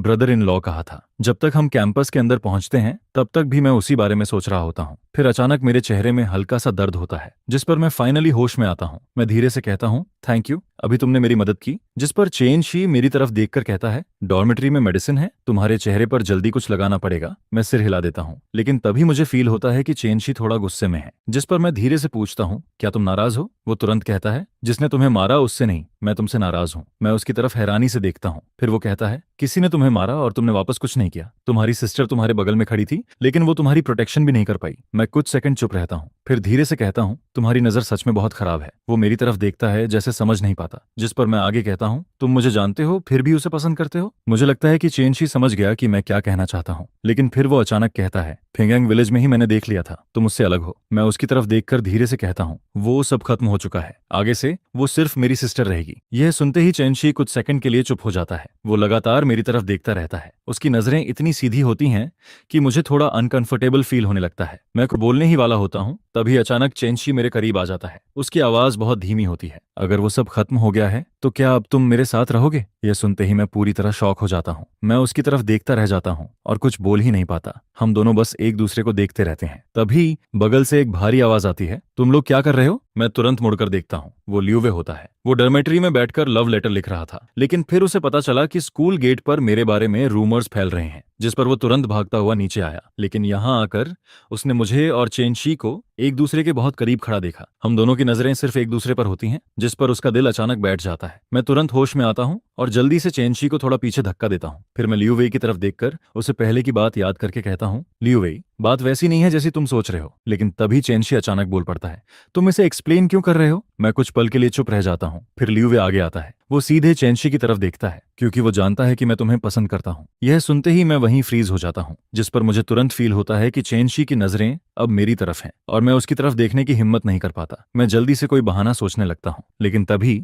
एक लड़का भागता हुआ आता है। लिन्यू, टीचर आपको बुला रहे हैं। मैं तुरंत कहता हूँ, ठीक है, मैं अभी आता हूँ। लेकिन तभी चेनशी कहता है, मैं भी चलूंगा। और लियू वेई भी तुरंत बोलता है, मैं भी। जिस पर आखिर में मैं अकेला ऑफिस के अंदर जाता हूँ और चेनशी और लियू वे बाहर मेरा वेट करने लगते हैं। बाहर लियू वेई अचानक चेनशी की तरफ देखकर पूछता है, क्या तुम सच में लिन्यू को पसंद करते हो? जिस पर चेनशी बिना झिझक सिर हिला देता है। लेकिन लियू वेई फिर धीरे से कहता है, लेकिन मैं देख सकता हूँ कि लिन्यू तुम्हें उस नजर से नहीं देखता। चेनशी उसकी तरफ देखकर कहता है, मुझे पता है, लेकिन अभी नहीं। इसका मतलब ये नहीं कि आगे भी नहीं। मुझे फ्यूचर पर भरोसा है। लियू वेई कुछ सेकंड चुप रहता है, फिर वो धीरे से कहता है, लेकिन तुम एक बड़े फैमिली से हो। अगर तुम सच में लिन्यू के साथ हुए तो क्या तुम्हारा फैमिली एक आम लड़के को एक्सेप्ट करेगा? यह सुनते ही चेनशी की आंखें हल्की सी बदल जाती हैं। फिर वो धीरे से कहता है, तो तुम मुझे सच में पसंद नहीं करते, तुम्हें सिर्फ मेरे पीछे खड़े फैमिली बैकग्राउंड से मतलब है। लियू वे कुछ सेकंड के लिए चुप हो जाता है। फिर वो धीरे से कहता है, सॉरी, मैं बस, जब तक मुझे पसंद है और जब तक सामने वाला एक काइंड मैन है, मेरी फैमिली कभी ऑब्जेक्शन नहीं करेगी। अगर मैं नहीं चाहती तो मैं मना भी कर सकती हूँ। अब नया जमाना है, ये पहले वाला फ्यूडल सोसाइटी नहीं रहा। जिस पर लियू वेइमेंग उसकी तरफ देखता है और उसकी आंखों में एक चमक सी दिखाई देती है, जैसे वह इन बंधनों को तोड़ देना चाहता है। क्या वह सच में मना कर सकता है? इसी दौरान मैं टीचिंग बिल्डिंग से बाहर आता हूँ, जिस पर मैं पूछता हूँ, क्या हुआ? उन्होंने तुम्हें परेशान तो नहीं किया? जिसके जवाब में वह कहता है, जी नहीं, सब कुछ क्लियरली समझा दिया गया है और अब मैं साउथ वेस्ट यूनिवर्सिटी को कंप्लेंट लेटर लिखने वाला हूँ। जांग हाओ ने मुझे इतनी गलत तरीके से बर्बाद किया है, जिस पर मैं उसे बिल्कुल नहीं छोड़ूंगा। फिर मैं लियू वेई की तरफ देखता हूँ और कहता हूँ, लियू वेई, क्या हुआ? अब हम जा सकते हैं। जिस पर वह हल्का सा चौंकता है और कहता है, ओह चलो। इसके बाद हम दोनों डोरमेट्री की तरफ वापस जाने लगते हैं। रास्ते में मैं सोल डिपार्टमेंट वाले लियू वेई की तरफ देखता रहता हूँ। मुझे लगता है कि वह अभी भी कुछ देर पहले हुई बातों के बारे में सोच रहा है। जिस पर वह अचानक बोलता है, लियू वेई, जल्दी एक्सप्लेन मत करना, अभी चेनशी और लिन्यू के सामने। आई एम सॉरी, मैंने तुमसे झूठ बोला था। मैं उसकी तरफ देखता हूँ, जिस पर वह आगे कहता है, मैंने जो कहा था कि मैं चेनशी को चेस करना चाहता हूँ, उसका रीजन ये नहीं था कि मैं उसे पसंद करता हूँ, बल्कि उसके पीछे उसकी फैमिली बैकग्राउंड थी। चेनशी के फादर कैपिटल मिलिट्री रीजन में एक जनरल हैं। जिस पर वह धीरे धीरे सब कुछ बताने लगता है। बचपन से ही मुझे बहुत स्ट्रांगली दबाया गया। मुझे हमेशा यही सिखाया गया कि फ्यूचर में मुझे सिर्फ हाई रैंकिंग कैडर के बच्चों से ही शादी करनी है। चिंगबई में पढ़ने आ पाना ही मेरी थोड़ी सी फ्रीडम थी, जिसे मैंने बहुत मुश्किल से हासिल किया था। इसलिए जब मुझे चेन शी की बैकग्राउंड के बारे में पता चलता है, तब मैं ये सुनकर मैं चुप हो जाता हूँ। मैंने कभी नहीं सोचा था कि हमेशा हंसते रहने वाला, चेयरफुल और लाइवली दिखने वाला लियू वेई अपने अंदर इतनी परेशानियां छुपा कर रखता है। जिस पर मैं उसकी तरफ देखकर कहता हूँ, लियू वेई, अब नया जमाना है, तुम्हारे पास अपनी शादी का फैसला खुद करने का राइट है। लाइफ तुम्हारी अपनी है, इसलिए फैसला भी तुम्हें खुद लेना चाहिए, किसी और के इन्फ्लुएंस में मत आओ। फिर मैं थोड़ी देर रुक कर कहता हूँ, यह मेरी अपनी एक्सपीरियंस भी है, ये वही दर्द है जिससे मैं पहले गुजर चुका हूँ। यह सुनकर लियू वेई अचानक मेरी तरफ देखता है और कहता है, नो वंडर चेंशी तुम्हें पसंद करता है। उसने भी मुझसे बिल्कुल यही बात कही थी। लेकिन इससे पहले कि मैं कुछ बोल पाता, वह अचानक मुझे हग कर लेता है, जिस पर उसकी आवाज हल्की सी कांपती है। लिन्यू, थैंक यू। मैं धीरे से अपना हाथ उसकी बैक पर रखता हूँ और उसे थपथपाने लगता हूँ। कुछ देर बाद वह खुद को मुझसे अलग करता है। उसकी आंखें अभी भी लाल होती हैं, लेकिन उसके फेस पर फिर से मुस्कान आ जाती है, जिस पर वह पूछता है, लिन्यू, क्या तुम्हें सच में चेंशी पसंद नहीं है? मैं थोड़ा रुकता हूँ और कहता हूँ, नहीं, अभी मैं सिर्फ अपनी पढ़ाई पर फोकस करना चाहता हूँ। सुचिंग के लिए मेरा इतने सालों का प्यार पहले ही बहुत बुरी तरह खत्म हो चुका है। अब फीलिंग्स मेरे लिए उतनी इंपॉर्टेंट नहीं रही। मैं सिर्फ खुद को बेहतर बनाना चाहता हूँ और अपने लिए एक ब्राइट फ्यूचर कमाना चाहता हूँ। इसके बाद नेशनल डे की आखिरी कुछ दिनों में लियू वेई मुझे कैपिटल की बहुत सारी जगहों पर घुमाता है, जिस पर चेंशी भी अक्सर हमारे साथ शामिल होता रहता है। लेकिन सुचिंग और झांग हाओ दोबारा कहीं दिखाई नहीं देते। नेशनल डे खत्म होने के बाद मैं फिर से अपनी वही लाइफ शुरू कर देता हूँ, जहां मैं हर दिन लाइब्रेरी में बैठा रहता हूँ। लेकिन इस बार मैं जानबूझकर दूरी नहीं बनाता। जिस पर एक दिन मुझे मौका मिलता है और चेंशी से कहता हूँ, चेंशी, हमारी वजह से सब लोग गलत समझ रहे हैं। अगर तुम्हें लगता है कि यह तुम्हारे लिए परेशानी बन रहा है, लेकिन मेरी बात पूरी होने से पहले ही वह बोलता है, उस दिन मैंने जो कुछ कहा था वह मैंने अपनी मर्जी से कहा था। मुझे सिर्फ ये डर था कि शायद तुम्हें बुरा लगे। फिर वह मेरी तरफ देखकर कहता है, और अगर तुम मुझे अपने पास खड़े रहने का मौका दे दो तो मैं बहुत खुश रहूंगा। उसकी आंखों में अफेक्शन साफ दिखाई देता है, जिस पर मैं धीरे से कहता हूँ, शायद अभी मेरे दिल में वह फीलिंग्स नहीं है, लेकिन थैंक यू। जिस पर वह मुस्कुराता है और कहता है, मुझे पता है, इट्स ओके, मैं कोशिश करता रहूंगा। मुझे यकीन है कि एक दिन तुम अपना फैसला बदल दोगे। मैं यह सुनकर कुछ नहीं कह पाता, जिस पर मैं सिर्फ चुप रह जाता हूँ। और इसके बाद हम दोनों पहले से कहीं ज्यादा अच्छे तरीके से साथ रहने लगते हैं। समय ऐसे ही पढ़ाई में तेजी से निकलता जाता है और करीब आधे महीने बाद जब मैं लाइब्रेरी जाने के रास्ते में होता हूँ, तभी मेरे डिपार्टमेंट का एक लड़का भागता हुआ मेरे पास आता है, जिस पर वह कहता है, जी लिन्यू, अभी गार्ड रूम में एक वुमन इन मिलिट्री यूनिफॉर्म तुम्हें ढूंढ रही थी। मैं यह सुनकर सिर हिलाता हूँ और बाहर की तरफ चल देता हूँ। मुझे लगता है कि शायद वह सुचिंग होगी, शायद झांगहाओ वाले मामले के बारे में कुछ फॉलोअप होगा। लेकिन जब मैं गेट पर पहुंचता हूं तो वहां सच में एक अजनबी फीमेल सोल्जर खड़ी होती है, जिस पर वह मुझे देखकर कहती है, हेलो, क्या आप लिन्यू हैं? मैं सिर हिलाता हूँ, हाँ। क्या आपको मुझसे मिलना था? जिस पर वह कहती है, कैप्टन सू ने मुझे भेजा है, वह आपको अपने साथ ले जाना चाहते हैं। मैं थोड़ा चौंक जाता हूँ और पूछता हूँ, वह खुद क्यों नहीं आए? जिस पर वह धीरे से कहती है, टीम सू अभी हॉस्पिटल में है। यह सुनते ही मैं घबरा जाता हूँ, क्या हुआ उन्हें? लेकिन वह सिर्फ इतना कहती है, पूरी बात टीम सू आपको खुद बताएंगे, क्या आपके पास अभी टाइम है? मैं थोड़ी देर सोचता हूँ। बाद में मेरी कोई क्लास नहीं होती, जिस पर मैं सिर हिला देता हूँ और रोड के किनारे खड़ी जीप में बैठ जाता हूँ। करीब 40 मिनट बाद हम एंडिंग हॉस्पिटल पहुंचते हैं। मैं वार्ड का दरवाजा खोलकर अंदर जाता हूँ, जिस पर मैं देखता हूँ कि सू चिंग बेड पर लेटा हुआ है और आंखें बंद करके आराम कर रहा है। दरवाजे की आवाज सुनकर वह आंखें खोलता है और जैसे ही वह मुझे देखता है, उसकी आंखों में खुशी की एक हल्की सी चमक दिखाई देती है। मैं जल्दी से उसके पास जाता हूँ और उसे सहारा देता हूँ, जिस पर मेरी नजर उसकी बैक के वन पर पड़ती है। ऐसा लगता है जैसे उसे किसी चीज से बुरी तरह मारा गया हो। मैं घबराकर पूछता हूँ, सुचिंग, तुम्हारी इंजरी? लेकिन मेरी बात पूरी होने से पहले ही वह मेरा हाथ पकड़ लेता है, जिस पर वह धीरे से कहता है, लिन्यू, अब हमारे साथ रहने से कोई हमें नहीं रोकेगा। क्या तुम मुझे एक और चांस दोगे? यह सुनते ही मैं पूरी तरह शॉक्ड रह जाता हूँ। फिर वह आगे कहता है, मैंने झांगहाओ से एंगेजमेंट तोड़ दी है और मैंने अपने पेरेंट्स को भी सब कुछ साफ साफ बता दिया है। अब वे हमारे खिलाफ नहीं हैं। मैं उसकी तरफ देखकर हैरानी से कहता हूँ, तुमने अपने पेरेंट्स को हमारे बारे में बता दिया? जिस पर वह धीरे से सिर हिलाता है और कहता है, मुझे पता है कि मेरे पहले वाले रिजेक्शन की वजह से तुम्हारे दिल में एक गांठ है, इसलिए मैंने सब कॉन्सिक्वेंसेस खुद ले लिए। मैं सिर्फ ये चाहता हूँ कि तुम मुझे माफ कर दो। फिर वह मेरा हाथ और कसकर पकड़ता है, जिस पर उसकी आवाज भर्रा जाती है, लिन्यू, मैं सच में तुमसे प्यार करता हूँ। मैं उसकी चोट की तरफ देखता हूँ, लेकिन उस समय मेरा दिमाग पूरी तरह खाली हो चुका होता है और मेरे कानों में सिर्फ उसकी वही बात बार बार गूंजती रहती है, उसने मेरे लिए सब कुछ छोड़ दिया था। और उस पल मुझे ऐसा लगता है जैसे मेरी पूरी जिंदगी अब सिर्फ उसी से जुड़ गई है। पलक झपकते ही उसने ये बात अपने पेरेंट्स को बता दी, लेकिन मैं अब सब छोड़ चुका हूँ और मुझे अब उसके प्यार की जरूरत नहीं है। उसने जो कुछ भी किया उससे मैं बिल्कुल भी मूव नहीं होता। मैं बस कंफ्यूज्ड सा फील करता हूँ और दिल के अंदर से एक उदासी उठने लगती है। अपनी पिछली जिंदगी में भी मैंने अपने पेरेंट्स के सामने सब कुछ साफ साफ कह दिया था, जिस पर मुझे लगा था कि शायद इस बार सब ठीक हो जाएगा और हम पूरी जिंदगी साथ रहेंगे। लेकिन आखिर में मेरी जगह सुचिंग को चुन लिया गया। और सबसे बड़ी बात, इस सब के बीच किसी ने भी मुझसे यह नहीं पूछा कि मैं क्या चाहता हूँ। उस पल मुझे बस अपने पूरे शरीर में ठंड सी फील होने लगती है। सुचिंग चुपचाप मेरी तरफ देखता रहता है। उसके दिल की खुशी धीरे धीरे बेचैनी में बदलने लगती है, जिस पर वह कहता है, लिन्यू, क्या तुम खुश नहीं हो? मैंने फ्यूचर के लिए उनसे सब कुछ कह दिया। मैं उसकी तरफ देखता हूँ और कहता हूँ उन्होंने मुझे एक बार भी कॉल नहीं किया, जिस पर सुचिंग मुझे पूरी बात बताने लगता है। वह बताता है कि उस दिन वह झांग हाओ को चिंगबेई से लेकर गया था और उसे सीधे साउथ वेस्ट यूनिवर्सिटी वापस भेज दिया था। इसी बीच मेरी कंप्लेंट लेटर भी स्कूल पहुंच गई थी, जिसकी जांच होने के बाद झांग हाओ को स्कूल से निकाल दिया गया और यह बात फेंगयांग विलेज में भी फैल गई, जिस पर सारी सच्चाई सबके सामने आ जाती है। झांग हाओ पूरी तरह टूट जाता है और सबके सामने सुचिंग से कहता है, सुचिंग, क्या तुम सच में कह सकते हो कि तुम्हारे मन में कोई सेल्फिशनेस नहीं थी? तुमने मुझे बस एक तरीका बनाया। फिर वह गुस्से में कहता है, तुम बस अपने और लिन यू के बीच की शर्मनाक बात को छुपाना चाहते थे। असली शुरुआत किसने की थी ये तुम अच्छी तरह जानते हो। जिस पर सुचिंग ठंडे चेहरे से कहता है, मेरे और लिन यू के बीच जो भी है वह हमारे लिन फैमिली का मामला है, उसका तुमसे कोई लेना देना नहीं है। फिर वह आगे कहता है, और अगर तुम इतनी हिम्मत से बोल रहे हो तो क्या तुम खुद एडमिट कर सकते हो साउथ वेस्ट यूनिवर्सिटी में तुम्हारा अपनी सीनियर सिस्टर के साथ क्या था, उस बारे में भी बात करें।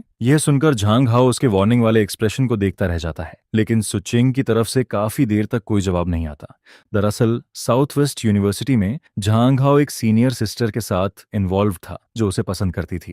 यहां तक कि कैपिटल आने का टिकट भी उसी सीनियर सिस्टर ने दिया था, लेकिन ज्यादा दिन नहीं बीतते और उसे वापस उसकी ग्रैंडमदर के घर भेज दिया गया। इसके बाद झांग हाओ का मामला खत्म होने पर सुचिंग अपने मॉम और डैड के सामने सब कुछ साफ कर देता है। वह कहता है, मॉम डैड, मुझे आपसे कुछ कहना है। शायद आपके लिए इसे एक्सेप्ट करना मुश्किल होगा, लेकिन यह सच है। जिस पर उसके पेरेंट्स उससे पूछते हैं, क्या बात है, साफ साफ बोलो। फिर सुचिंग धीरे से कहता है, mom dad, I am sorry. लिन्यू के लिए मेरे दिल में सिर्फ फैमिली वाली फीलिंग्स नहीं है। उसकी यह बात जैसे आसमान से बिजली गिरने जैसी थी, जिस पर उसके पेरेंट्स पूरी तरह शॉक हो जाते हैं। इसके बाद सुचिंग को इतना मारा गया कि वह ठीक से खड़ा भी नहीं हो पाता। फिर उसे एक दिन और एक रात तक घुटनों के बल बैठाकर रखा गया, लेकिन आखिर में उन्होंने कुछ नहीं कहा, बस उसे उठ जाने दिया। सुचिंग समझ जाता है कि भले ही उन्होंने इस रिश्ते को एक्सेप्ट नहीं किया, लेकिन अब वे उसे रोकना भी नहीं चाहते। फिर वह मेरी तरफ देखता है और कहता है, सिस्टर, मैं तुम्हें भी एक स्टोरी सुनाना चाहता हूँ। जिस पर उसकी आंखों में थोड़ा कंफ्यूजन दिखाई देता है। उसे लगता था कि झांग हाओ का मामला खत्म करके और अपने पेरेंट्स को मना लेने के बाद मेरे दिल में कोई रुकावट नहीं बचेगी और मैं खुशी खुशी उसके साथ वापस आ जाऊंगा, लेकिन शुरू से आखिर तक मेरे चेहरे पर एक बार भी स्माइल नहीं आती। जिस पर सुचिंग के दिल में डर भरने लगता है, लेकिन मैं उसके रिएक्शन की तरफ ध्यान नहीं देता और अपनी पिछली जिंदगी की सारी बातें बताना शुरू कर देता हूँ। मैं उसे उस कन्फेशन से लेकर सब कुछ बताता हूँ जहां मैंने उससे उम्मीद लगाई थी, और फिर एक एक करके अपनी पिछली जिंदगी में जो कुछ मेरे साथ हुआ वह सब बता देता हूँ।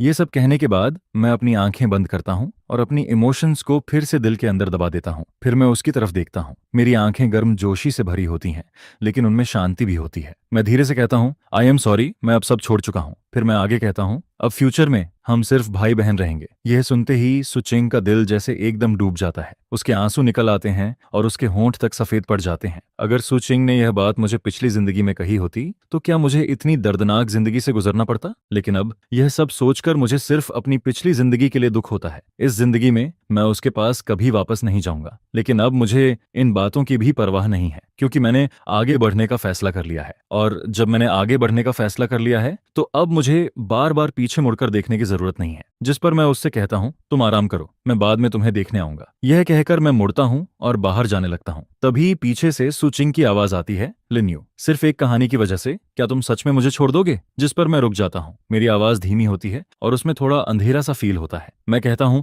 अगर मैं कहूँ कि वो कोई कहानी नहीं थी, मैंने उसे खुद जिया है। यह कहने के बाद मैं उसका हाथ अपने हाथ से हटाता हूँ। बिना पीछे देखे मैं वार्ड से बाहर निकल जाता हूँ। पीछे सुचिंग मेरी जाती हुई पीठ को देखता रहता है।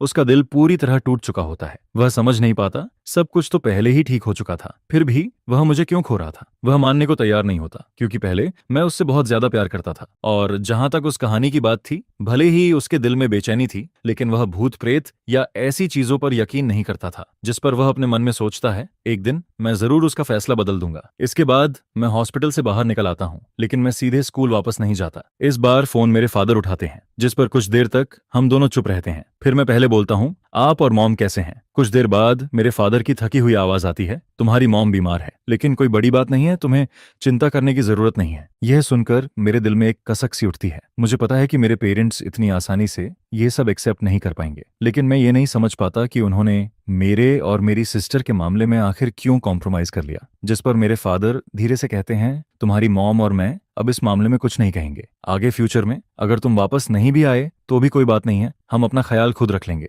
मैं धीरे से पूछता हूँ, मॉम डैड, आप लोग अम्पोज क्यों नहीं कर रहे? उस दिन मैंने पहली बार सुचिंग को उस हालत में देखा था। उसकी आवाज और उसकी बातों ने मुझे बहुत कुछ याद दिला दिया था, जिस पर मुझे अपने आप पर शर्म महसूस होती है। फिर वह कहती है, असल में बात ऐसी है, मेरी बात सुनो। मैंने कहा था कि फ्यूचर में मैं उसे सिर्फ अपनी सिस्टर की तरह देखूंगी, और यह बात दिल से कही थी। चिंगबे आने की जिद करने की एक बड़ी वजह भी यही थी। फोन के दूसरी तरफ अचानक कुछ देर के लिए चुप्पी छा जाती है। फिर मेरे फादर की आवाज आती है, लिन्यू साफ साफ बताओ, तुम्हारे और सुचिंग के बीच आखिर क्या है? मैं धीरे से कहता हूँ, मैंने अपनी सिस्टर को साफ कह दिया है, हम हमेशा सिर्फ रिलेटिव्स रहेंगे। फिर मैं थोड़ा रुककर कहता हूँ, लेकिन सुचिंग। मैं अपनी बात पूरी नहीं करता, जिस पर फादर कहते हैं, तुम और तुम्हारी मदर बस अपना ख्याल रखो, ये हमारा अपना मामला है और हम इसे खुद सॉल्व कर लेंगे। फिर वह आगे कहते हैं, नेशनल डे पर तुम लोग वापस नहीं आए, न्यू ईयर की छुट्टियों में वापस आ जाना। मैं धीरे से कहता हूँ, मैं प्रॉमिस करता हूँ, हम सब सबस आएंगे। यह कहकर मैं फोन रख देता हूँ। फोन रखने के बाद मुझे सुचिंग का ख्याल आता है।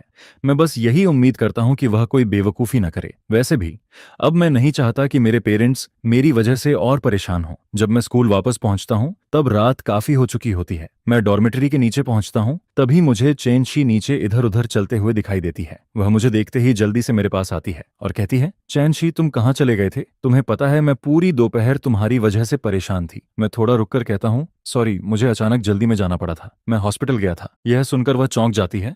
हॉस्पिटल? क्या हुआ? तुम बीमार हो? मैं सिर हिलाता हूँ, नहीं मैं नहीं, मेरी सिस्टर। वह अभी भी कैपिटल में है। उसने यहाँ मिलिट्री रीजन में पढ़ाई के लिए अप्लाई किया है और शायद वह यहाँ आधा साल रहेगी। यह सुनते ही चैनशी का चेहरा और खराब हो जाता है, लेकिन वह कुछ नहीं कहती। मैं उसके चेहरे से उसकी फीलिंग्स साफ फील कर सकता हूँ, जिस पर मैं थोड़ा सोचकर कहता हूँ, आगे मैं जहां भी जाऊंगा तुम्हें बता दूंगा। फिर मैं कहता हूँ, मैं ऊपर जा रहा हूँ, आता चाहता हूँ। इसके बाद मैं रुककर कहता हूँ, कल दोपहर मेरी कोई क्लास नहीं है, मैं लाइब्रेरी जाऊंगा। जिस पर चैनशी तुरंत कहती है, कल दोपहर मेरी भी क्लास नहीं है, मैं बाद में तुम्हारे पास आ जाऊंगी। मैं बस सिर हिला देता हूँ और ऊपर चला जाता हूँ। मेरी जाती हुई पीठ को देखकर चैनशी का मूड काफी अच्छा हो जाता है। भले ही मैंने अभी तक अपनी फीलिंग्स साफ नहीं की थी, लेकिन वह फील कर सकती थी कि अब मैं उससे पहले जितनी दूरी नहीं बना रहा था, और उसे लगता है कि अगर ऐसे ही चलता रहा तो एक दिन वह जरूर मेरे करीब आ जाएगी। जब मैं डॉर्मेटरी में वापस पहुंचता हूं तो मुझे लियू वेई का बेड खाली दिखाई देता है। मैं बस हल्का सा सिर हिलाता हूं। मुझे लगता है कि शायद उसके फैमिली में कोई जरूरी काम आ गया होगा, जिस पर मैं ज्यादा नहीं सोचता और बैठकर बुक पढ़ने लगता हूं।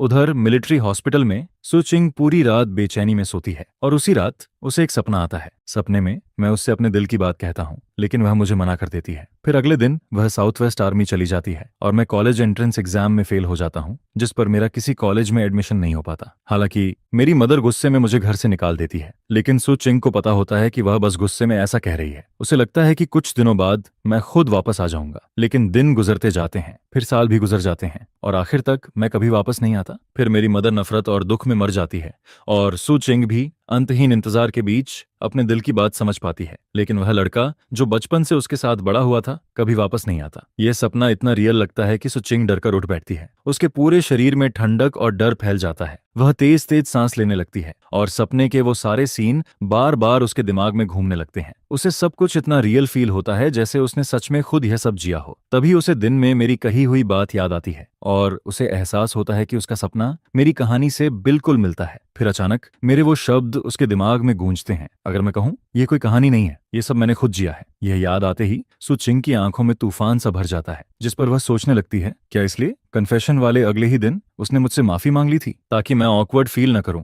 क्या इसलिए उसने मेरी तरफ से किए गए सवाल, ताने और ह्यूमिलेशन चुपचाप सह लिए थे? क्या इसलिए उसने सबसे पास वाले साउथ वेस्ट यूनिवर्सिटी को छोड़ दिया था? जितना ज्यादा वह सोचती है उसका सिर उतना ही ज्यादा दर्द करने लगता है। फिर अचानक कुछ ऐसी यादें जो उसकी नहीं थीं उसके दिमाग में जोर जोर से आने लगती हैं। काफी देर बाद उसका सिर दर्द धीरे धीरे रुकता है और उसके दिमाग की सारी यादें पहले से ज्यादा साफ हो जाती हैं। दो जिंदगी की यादें एक साथ उसके सामने होती हैं और जैसे जैसे पिछली जिंदगी की बातें साफ होती जाती हैं, सुचिंग का दिल उतना ही ज्यादा टूटता जाता है। अब उसे समझ आता है कि कॉलेज एंट्रेंस एग्जाम वाले दिन से ही मैं उससे दूरी क्यों बनाने लगा था। अब उसे समझ आता है कि जब उसने अपने दिल की बात कही तब भी मेरे चेहरे पर कोई फीलिंग क्यों नहीं थी, और फिर मैंने उसे रिजेक्ट क्यों कर दिया था। अपनी पिछली जिंदगी में मैं आखिर तक उससे प्यार करता रहा था और आखिर में मेरी मौत भी उसी की वजह से हुई थी। इतना ही नहीं, जब उसे खुद सारी सच्चाई पता चली तब भी वह जानती थी कि हमारे बीच अब कोई रास्ता नहीं बचा था। यह सब सोचकर सुचिंग को लगता है जैसे किसी ने उसके दिल में चाकू घोंप दिया हो। वह खिड़की के बाहर चांदनी को देखती रहती है और पूरी रात उसे बिल्कुल भी नींद नहीं आती।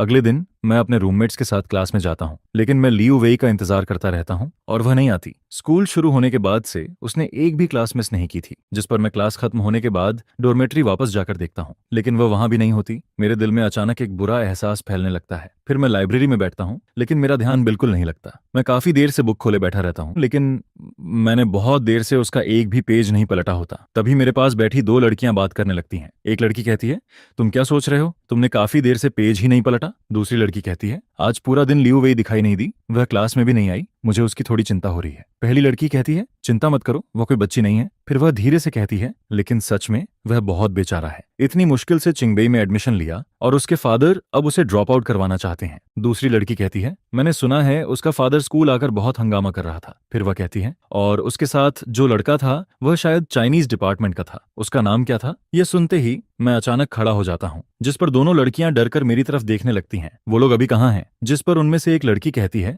शायद एकेडमिक अफेयर्स ऑफिस में। यह सुनते ही मैं तुरंत भागता हुआ बाहर निकल जाता हूँ। चैनशी भी जल्दी से अपनी किताबें समेटती है और मेरे पीछे पीछे आ जाती है। जब मैं गेट के पास पहुंचता हूँ, तभी पीछे से चैनशी मेरा हाथ पकड़ लेती है। वह कहती है, वो लोग वहां पे हैं। मैं तुरंत उसकी तरफ मुड़ता हूँ, जिस पर मैं देखता हूँ कि एक लंबा आदमी लियू वेई को पकड़कर कार में घसीट रहा है। लियू वेई लगातार छूटने की कोशिश करती है, लेकिन मैं फिर भी एक कदम लेट हो जाता हूँ, जिस पर कार तेजी से निकल जाती है और पीछे सिर्फ धुआं छोड़ जाती है। मैं वहीं खड़ा रह जाता हूँ, मेरा दिल एकदम नीचे तक बैठ जाता है। मैं धीरे से कहता हूँ, क्या मैं उससे दोबारा मिल पाऊंगा? चैनशी चुप रहती है, क्योंकि उसे भी जवाब नहीं पता होता। लेकिन मैं सिर्फ एक पल के लिए रुकता हूँ और फिर मुड़कर टीचर ऑफिस बिल्डिंग की तरफ चलने लगता हूँ, जिस पर चैनशी पूछती है, तुम कहाँ जा रहे हो? मैं कहता हूँ, मैं टीचर को ढूंढने जा रहा हूँ, उनके पास जरूर लियू वेई के घर का एड्रेस होगा। वह मेरी तरफ देखती है, तुम उसके घर जाओगे? फिर वह खुद ही कहती है, छोड़ो, मैं भी तुम्हारे साथ चलती हूँ। मैं उसकी तरफ देखकर कहता हूँ, थैंक यू। इसके बाद हम दोनों टीचर से एड्रेस लेते हैं और तुरंत वहां के लिए निकल जाते हैं। कुछ देर बाद हम एक कोर्टयार्ड के सामने खड़े होते हैं। मैं गहरी सांस लेता हूँ और डोर नॉक करता हूँ। दरवाजा खोलने वाली एक मिडिल एज्ड वुमन होती है, जिसका चेहरा थोड़ा बहुत लियू वेई जैसा लगता है। मैं कहता हूँ, हेलो, मेरा नाम लिन यू है, मैं लियू वेई का क्लासमेट हूँ, क्या आप उसकी मदर हैं? वो धीरे से सिर हिलाती है,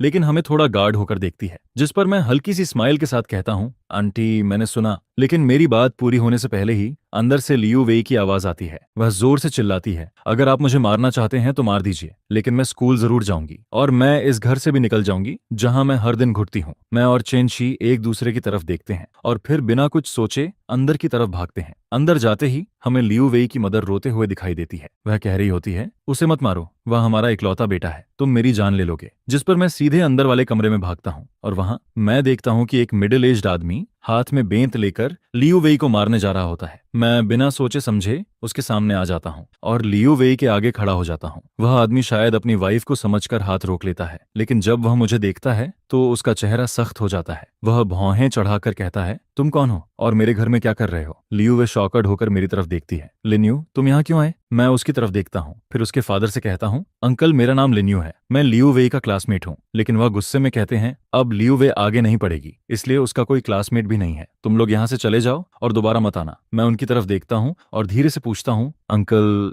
लेकिन क्यों? जिस पर वह गुस्से में कहते हैं, मैंने उसे स्कूल इसलिए भेजा था ताकि वह समझदार बने और मेरी बात माने। फिर वह लियू वेई की तरफ देखकर कहते हैं, लेकिन इसने मुझे शर्मिंदा कर दिया, अगर यह ठीक से पढ़ाई भी नहीं करेगी तो फ्यूचर में इसकी शादी कैसे होगी? यह सुनकर लियू वेई रोते हुए कहती है, मैंने कहा ना, अगर फ्यूचर में मैं अकेली भी रही तो भी मैं अच्छी तरह जी सकती हूँ, आप मुझ पर भरोसा क्यों नहीं करते? लेकिन उसके फादर कहते हैं, हर किसी को शादी करनी पड़ती है। फिर वह कहते हैं, मैं चाहता हूँ कि तुम जल्दी किसी अच्छे फैमिली में शादी कर लो, ये सब तुम्हारे भले के लिए है। मैं उनकी बात सुनता हूँ और समझ जाता हूँ कि लियू वेई के फादर अपनी बेटी से प्यार तो करते हैं, लेकिन उनकी सोच अभी भी पुराने जमाने में अटकी हुई है। जिस पर मैं उनकी तरफ देखकर हल्की स्माइल के साथ कहता हूँ, अंकल, मुझे पता है कि आप लियू वेई से बहुत प्यार करते हैं, आप बस चाहते हैं कि उसका फ्यूचर सेफ हो और वह जल्दी अपना घर बसा ले। फिर मैं धीरे से कहता हूँ, लेकिन क्या जरूरी है कि वह सिर्फ किसी बड़े फैमिली में शादी करके ही खुश रह सकती है? अगर शादी के बाद सामने वाला लियू वेई के साथ अच्छा बिहेव न करे तो क्या होगा? यह सुनकर वह तुरंत कहते हैं, मेरी बेटी को कोई तकलीफ देगा? ऐसा कौन कर सकता है? मैं धीरे से कहता हूँ, कुछ छोटे ऐसी होती हैं जो बाहर से दिखाई नहीं देती। फिर मैं उनकी तरफ देखकर कहता हूँ, शादी करके किसी पर डिपेंड रहने से बेहतर है कि इंसान खुद अपने पैरों पर खड़ा हो और अपनी जिंदगी खुद कंट्रोल करे। क्या यह ज्यादा अच्छा नहीं है? कमरे में अचानक चुप्पी छा जाती है। लियू वेई के फादर मुझे सोचते हुए देखते हैं, उनकी आंखों में कुछ बदलता हुआ दिखाई देता है। जिस पर मैं आगे कहता हूँ, अंकल, लियू वेई को स्कूल से निकालने की कोई जरूरत नहीं है, आप उसे पढ़ाई कंटिन्यू करने दीजिए, फिर बाद में देख लीजिए कि वह कैसा करती है। अगर वह यह साबित कर दे कि वह बिना किसी के सहारे भी अच्छी जिंदगी जी सकती है तो फिर शादी करनी है या नहीं, और किससे करनी है ये उतना इंपॉर्टेंट नहीं रहेगा। लियू वेई के फादर कुछ नहीं कहते, लेकिन उनका चेहरा पहले जैसा सख्त नहीं रहता। फिर वह अचानक मुझसे पूछते हैं, ये सब बातें तुमने कहाँ से सीखी? अगर फ्यूचर में तुम शादी नहीं करोगे तो क्या तुम्हारे पेरेंट्स मान जाएंगे? मैं हल्का सा मुस्कुराता हूँ और कहता हूँ, अंकल आपने गलत समझा। ऐसा नहीं है कि मैं शादी नहीं करना चाहता, मैं भी चाहता हूँ कि फ्यूचर में मेरा अपना एक फैमिली हो, लेकिन मैं अपनी पूरी जिंदगी की उम्मीद सिर्फ शादी पर नहीं रखना चाहता। उसी समय हॉस्पिटल में सोचिंग मुझे दूसरी लड़कियों के साथ करीब देखकर बहुत अनकंफर्टेबल फील करती है। उसका मन करता है कि वह आगे बढ़कर हम दोनों को अलग कर दे, लेकिन उस ड्रीम के बाद वह जानती है कि अब उसके पास ऐसा करने का हक नहीं है, जिस पर वह धीरे धीरे मेरे पास आती है। मैं उसे देखकर पूछता हूँ, तुम फिर हॉस्पिटल क्यों आई हो? क्या तबीयत खराब है?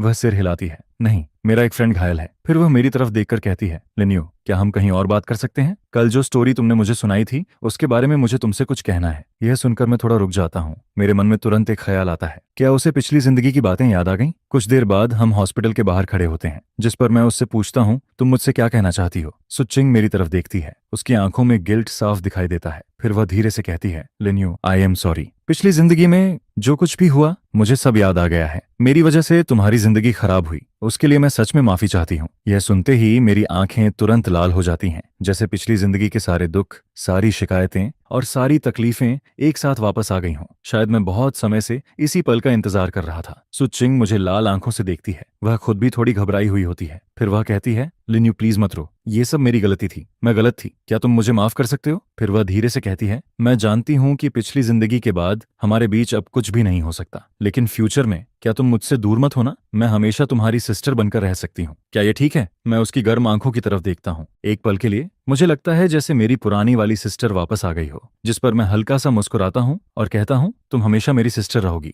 यह सुनते ही सुचिंग हल्का सा मुस्कुराती है, लेकिन उसके दिल के अंदर एक अंतहीन दर्द हमेशा के लिए रह जाता है। वो अपना हाथ उठाता है और पहले की तरह बहुत ध्यान से मेरे बालों को छूता है, जिस पर मैं उसे मना नहीं करती, और मेरे दिल में पिछली लाइफ को लेकर जो रिसेंटमेंट होता है वो धीरे धीरे कम होने लगता है। लेकिन यह वार्म सीन थोड़ी दूर खड़ी शेनशी की नजरों में पड़ जाता है, जिस पर उसे लगता है कि मैंने आखिरकार पलटकर सुचिंग को एक्सेप्ट कर लिया है। यह देखकर सुचिंग के दिल में बहुत बेचैनी होने लगती है और वो आगे बढ़कर हम दोनों को अलग करना चाहती थी, लेकिन उस ड्रीम के बाद वो ये समझ चुकी थी कि अब उसके पास ऐसा करने का कोई हक नहीं बचा है। जिस पर वो मेरे पास आकर पूछती है, तुम फिर से हॉस्पिटल में क्यों हो? इंग्लैंड मेरे सामने खड़ा होता है, जिस पर मैं उससे पूछती हूँ, तुम मुझसे क्या कहना चाहते हो? जिस पर वो मेरी तरफ देखकर धीरे से कहता है, लिन्यू आई एम सॉरी, मुझे अपनी पिछली लाइफ में जो कुछ हुआ था वो सब याद आ गया है। मेरे साथ रिलेशनशिप में होने की वजह से तुम्हारी लाइफ खराब हुई थी, इसके लिए मैं बहुत सॉरी हूँ। यह सुनते ही मेरी आंखें तुरंत लाल हो जाती हैं।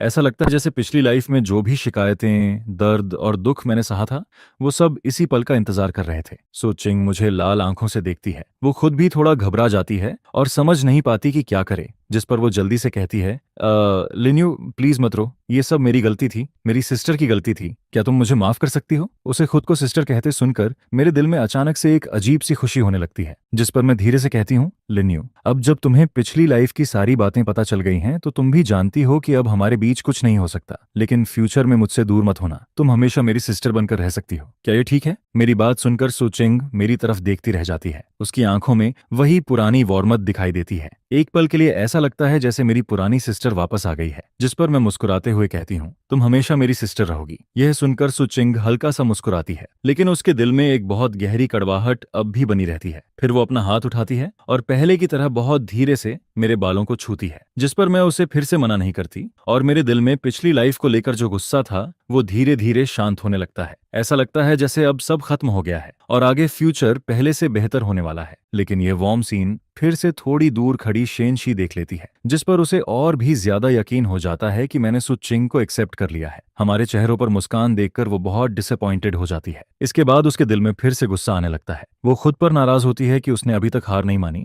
और उसे डर होने लगता है कि मैं फिर से उसी पुराने रिश्ते में वापस चला जाऊंगा। फिर जब वो हमें साइड बाय साइड चलते हुए देखती है तो आखिरकार खुद को रोक नहीं पाती। वो सीधे मेरे सामने आकर खड़ी हो जाती है और कहती है, मुझे तुमसे कुछ कहना है। मैं थोड़ा रुक जाता हूँ, उसकी आवाज में साफ नाराजगी सुनाई देती है, जिस पर मैं सुचिंग की तरफ देखकर कहता हूँ, तो फिर मैं पहले चलता हूँ। लेकिन शेनशी की नजरों में यह ऐसे दिखाई देता है जैसे मैं इतनी छोटी सी बात भी सुचिंग को बताकर जा रहा हूँ। यह देखकर वो और भी ज्यादा नाराज हो जाती है, जिस पर वो गुस्से में कहती है, तुम्हें क्या हो गया है, तुम इतनी नाराज क्यों हो? क्या तुम फिर से अपनी सिस्टर के साथ हो गई हो? तुम दोनों हमेशा एक ही तरफ क्यों होते हो? उसे ऐसा कहते सुनकर मुझे तुरंत समझ आ जाता है कि वो किस बात पर नाराज है। मेरे दिल का एक सॉफ्ट हिस्सा जैसे अचानक से छू जाता है, जिस पर मैं अपनी आईब्रो उठाकर कहता हूँ, तो तुम इस वजह से नाराज हो? वो मेरी तरफ देखकर कहती है, और किस वजह से? डोर पर तुम दोनों क्या बात कर रहे थे? क्या तुम सब भूल गए हो? क्या तुम मेरी तरफ देख भी नहीं सकते? तुम बार बार वही गलती क्यों करना चाहते हो? आखिर तुम फिर से उसे ही क्यों चुनते हो? उसके चेहरे पर उदासी देखकर मैं उसे और टीज नहीं कर पाता, जिस पर मैं धीरे से कहता हूँ, तुमने गलत समझा, मैंने उसे नहीं चुना है। शेनशी अभी भी दुख में डूबी हुई थी। वो यह सोच रही थी कि क्या उसे मुझे छोड़ देना चाहिए या फिर मुझे अपने पास खींच लेना चाहिए। लेकिन तभी वो मेरी सॉफ्ट आवाज सुनती है, जिस पर उसका पूरा शरीर अचानक से फ्रीज हो जाता है। फिर उसकी आंखों में अचानक से बहुत खुशी आ जाती है, जिस पर वो जल्दी से पूछती है, तुमने क्या कहा? तुमने उसे एक्सेप्ट नहीं किया? तो फिर अभी क्या था? जिसके जवाब में मैं कहता हूँ, हम बस बात कर रहे थे, चाहे कुछ भी हो वो हमेशा मेरी सिस्टर रहेगी। यह सुनते ही शेनशी को ऐसा लगता है जैसे वो फिर से जिंदा हो गई हो। उसके दिल का सारा डर और बोझ एकदम से खत्म हो जाता है। उसी पल उसे बहुत साफ समझ आ जाता है कि वो मेरे बिना नहीं रह सकती। जिस पर वो एक कदम आगे बढ़ती है और मेरी तरफ बहुत गहरी नजरों से देखकर कहती है, लिन्यू, मैं तुम्हें बहुत पसंद करती हूँ, क्या तुम मुझे एक चांस दोगे? क्या तुम मेरे साथ रहोगे? मैं उसके सामने खड़ी उस लड़की को देखता हूँ और मेरे दिमाग में हमारे साथ बिताए हुए सारे पल आने लगते हैं, जिस पर मेरा दिल धीरे धीरे बहुत सॉफ्ट हो जाता है। मैं ये समझ जाता हूँ कि ऐसा नहीं है कि मेरे दिल में शेनशी के लिए कुछ नहीं था, बस मैंने पिछली बार सु चिंग के लिए बहुत कुछ किया था, लेकिन मुझे कभी कोई जवाब नहीं मिला, जिस पर मैं डर गया था। लेकिन अब मैं सब कुछ पीछे छोड़ चुका हूँ और अब मेरे सामने एक ऐसी लड़की खड़ी है जो सच में मुझे चाहती है। शायद मुझे इस फेट को पकड़ लेना चाहिए।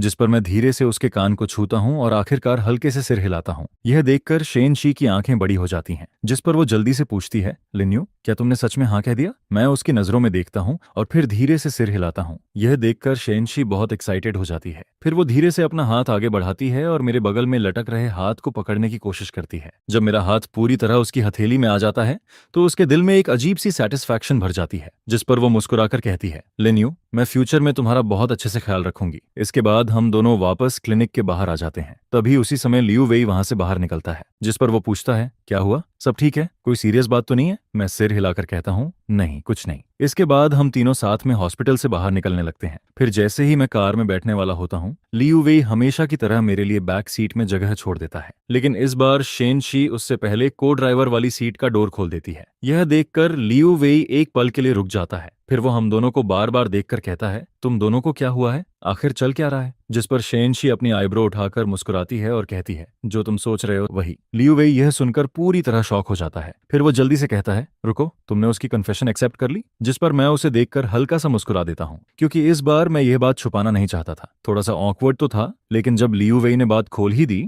तो उसने भी थोड़ा सा मान लिया। हाँ, उसे ऐसे माना जा सकता है जैसे उसने आखिरकार बादलों के पीछे से चांद देख लिया हो। चैन, क्लासमेट चैन, तुम्हारी सारी विशेष सच हो गईं। अब क्या हमें खाना खिलाने का टाइम नहीं आ गया? ठीक है, बताओ कहाँ चलना है? अभी चलते हैं। सिर्फ मुझे बुलाने से काम नहीं चलेगा, हमारे डॉर्मेटरी वालों को भी बुलाना पड़ेगा। कोई प्रॉब्लम नहीं, हमारे डॉर्मेटरी वालों को भी बुला लो, सब साथ में चलकर अच्छा खाना खाते हैं। क्लासमेट चेन सच में बहुत जनरस है। जिस पर शेनशी रियर व्यू मिरर के जरिए मेरी तरफ देखती है। हमारी नजरें मिलती हैं और हम दोनों हल्का सा मुस्कुरा देते हैं। आधे घंटे बाद चिंगबेई के पास वाले एक स्टेट रन होटल में दोनों डॉर्मेटरी के सारे लोग आ चुके होते हैं। सिस्टर, आज क्या अच्छी बात है, अचानक से सबको खाना क्यों खिला रही हो? ऑफ कोर्स, हमारी क्लासमेट चेन के पास अनाउंस करने के लिए कुछ गुड न्यूज है। कौन सी गुड न्यूज? जल्दी बोलो। यह सुनकर सबकी नजरें मुझ पर आ जाती हैं। कई लोगों की नजरों से घिरकर मुझे थोड़ा ऑकवर्ड फील होने लगता है। मेरे कान बिना वजह लाल हो जाते हैं और शेनशी का चेहरा भी थोड़ा लाल हो जाता है। जिस पर टेबल के नीचे उसका हाथ आगे आता है, मेरा हाथ पकड़ता है और उसे धीरे से दबाता है। हाँ सिस्टर, आखिरकार तुमने उसे पा ही लिया। कंग्रेट्स। लिन्यू, तुम दोनों एकदम परफेक्ट लगते हो। आगे चलकर तुम दोनों की शादी भी जरूर होगी। उस टाइम हमें वेडिंग पार्टी देना मत भूलना। सबकी बातें और विशेष सुनकर मैं हल्का सा मुस्कुराती हूँ, उनकी तरफ सिर हिलाती हूँ और टेबल के नीचे धीरे से शेनशी का हाथ पकड़ लेती हूँ। इसके बाद क्लासेस के अलावा मैं और शेनशी लगभग हर वक्त साथ ही रहते हैं। हमारी इतनी अच्छी बॉन्डिंग हो जाती है कि लियू वेई हमेशा कहता है कि वो अकेला पड़ गया है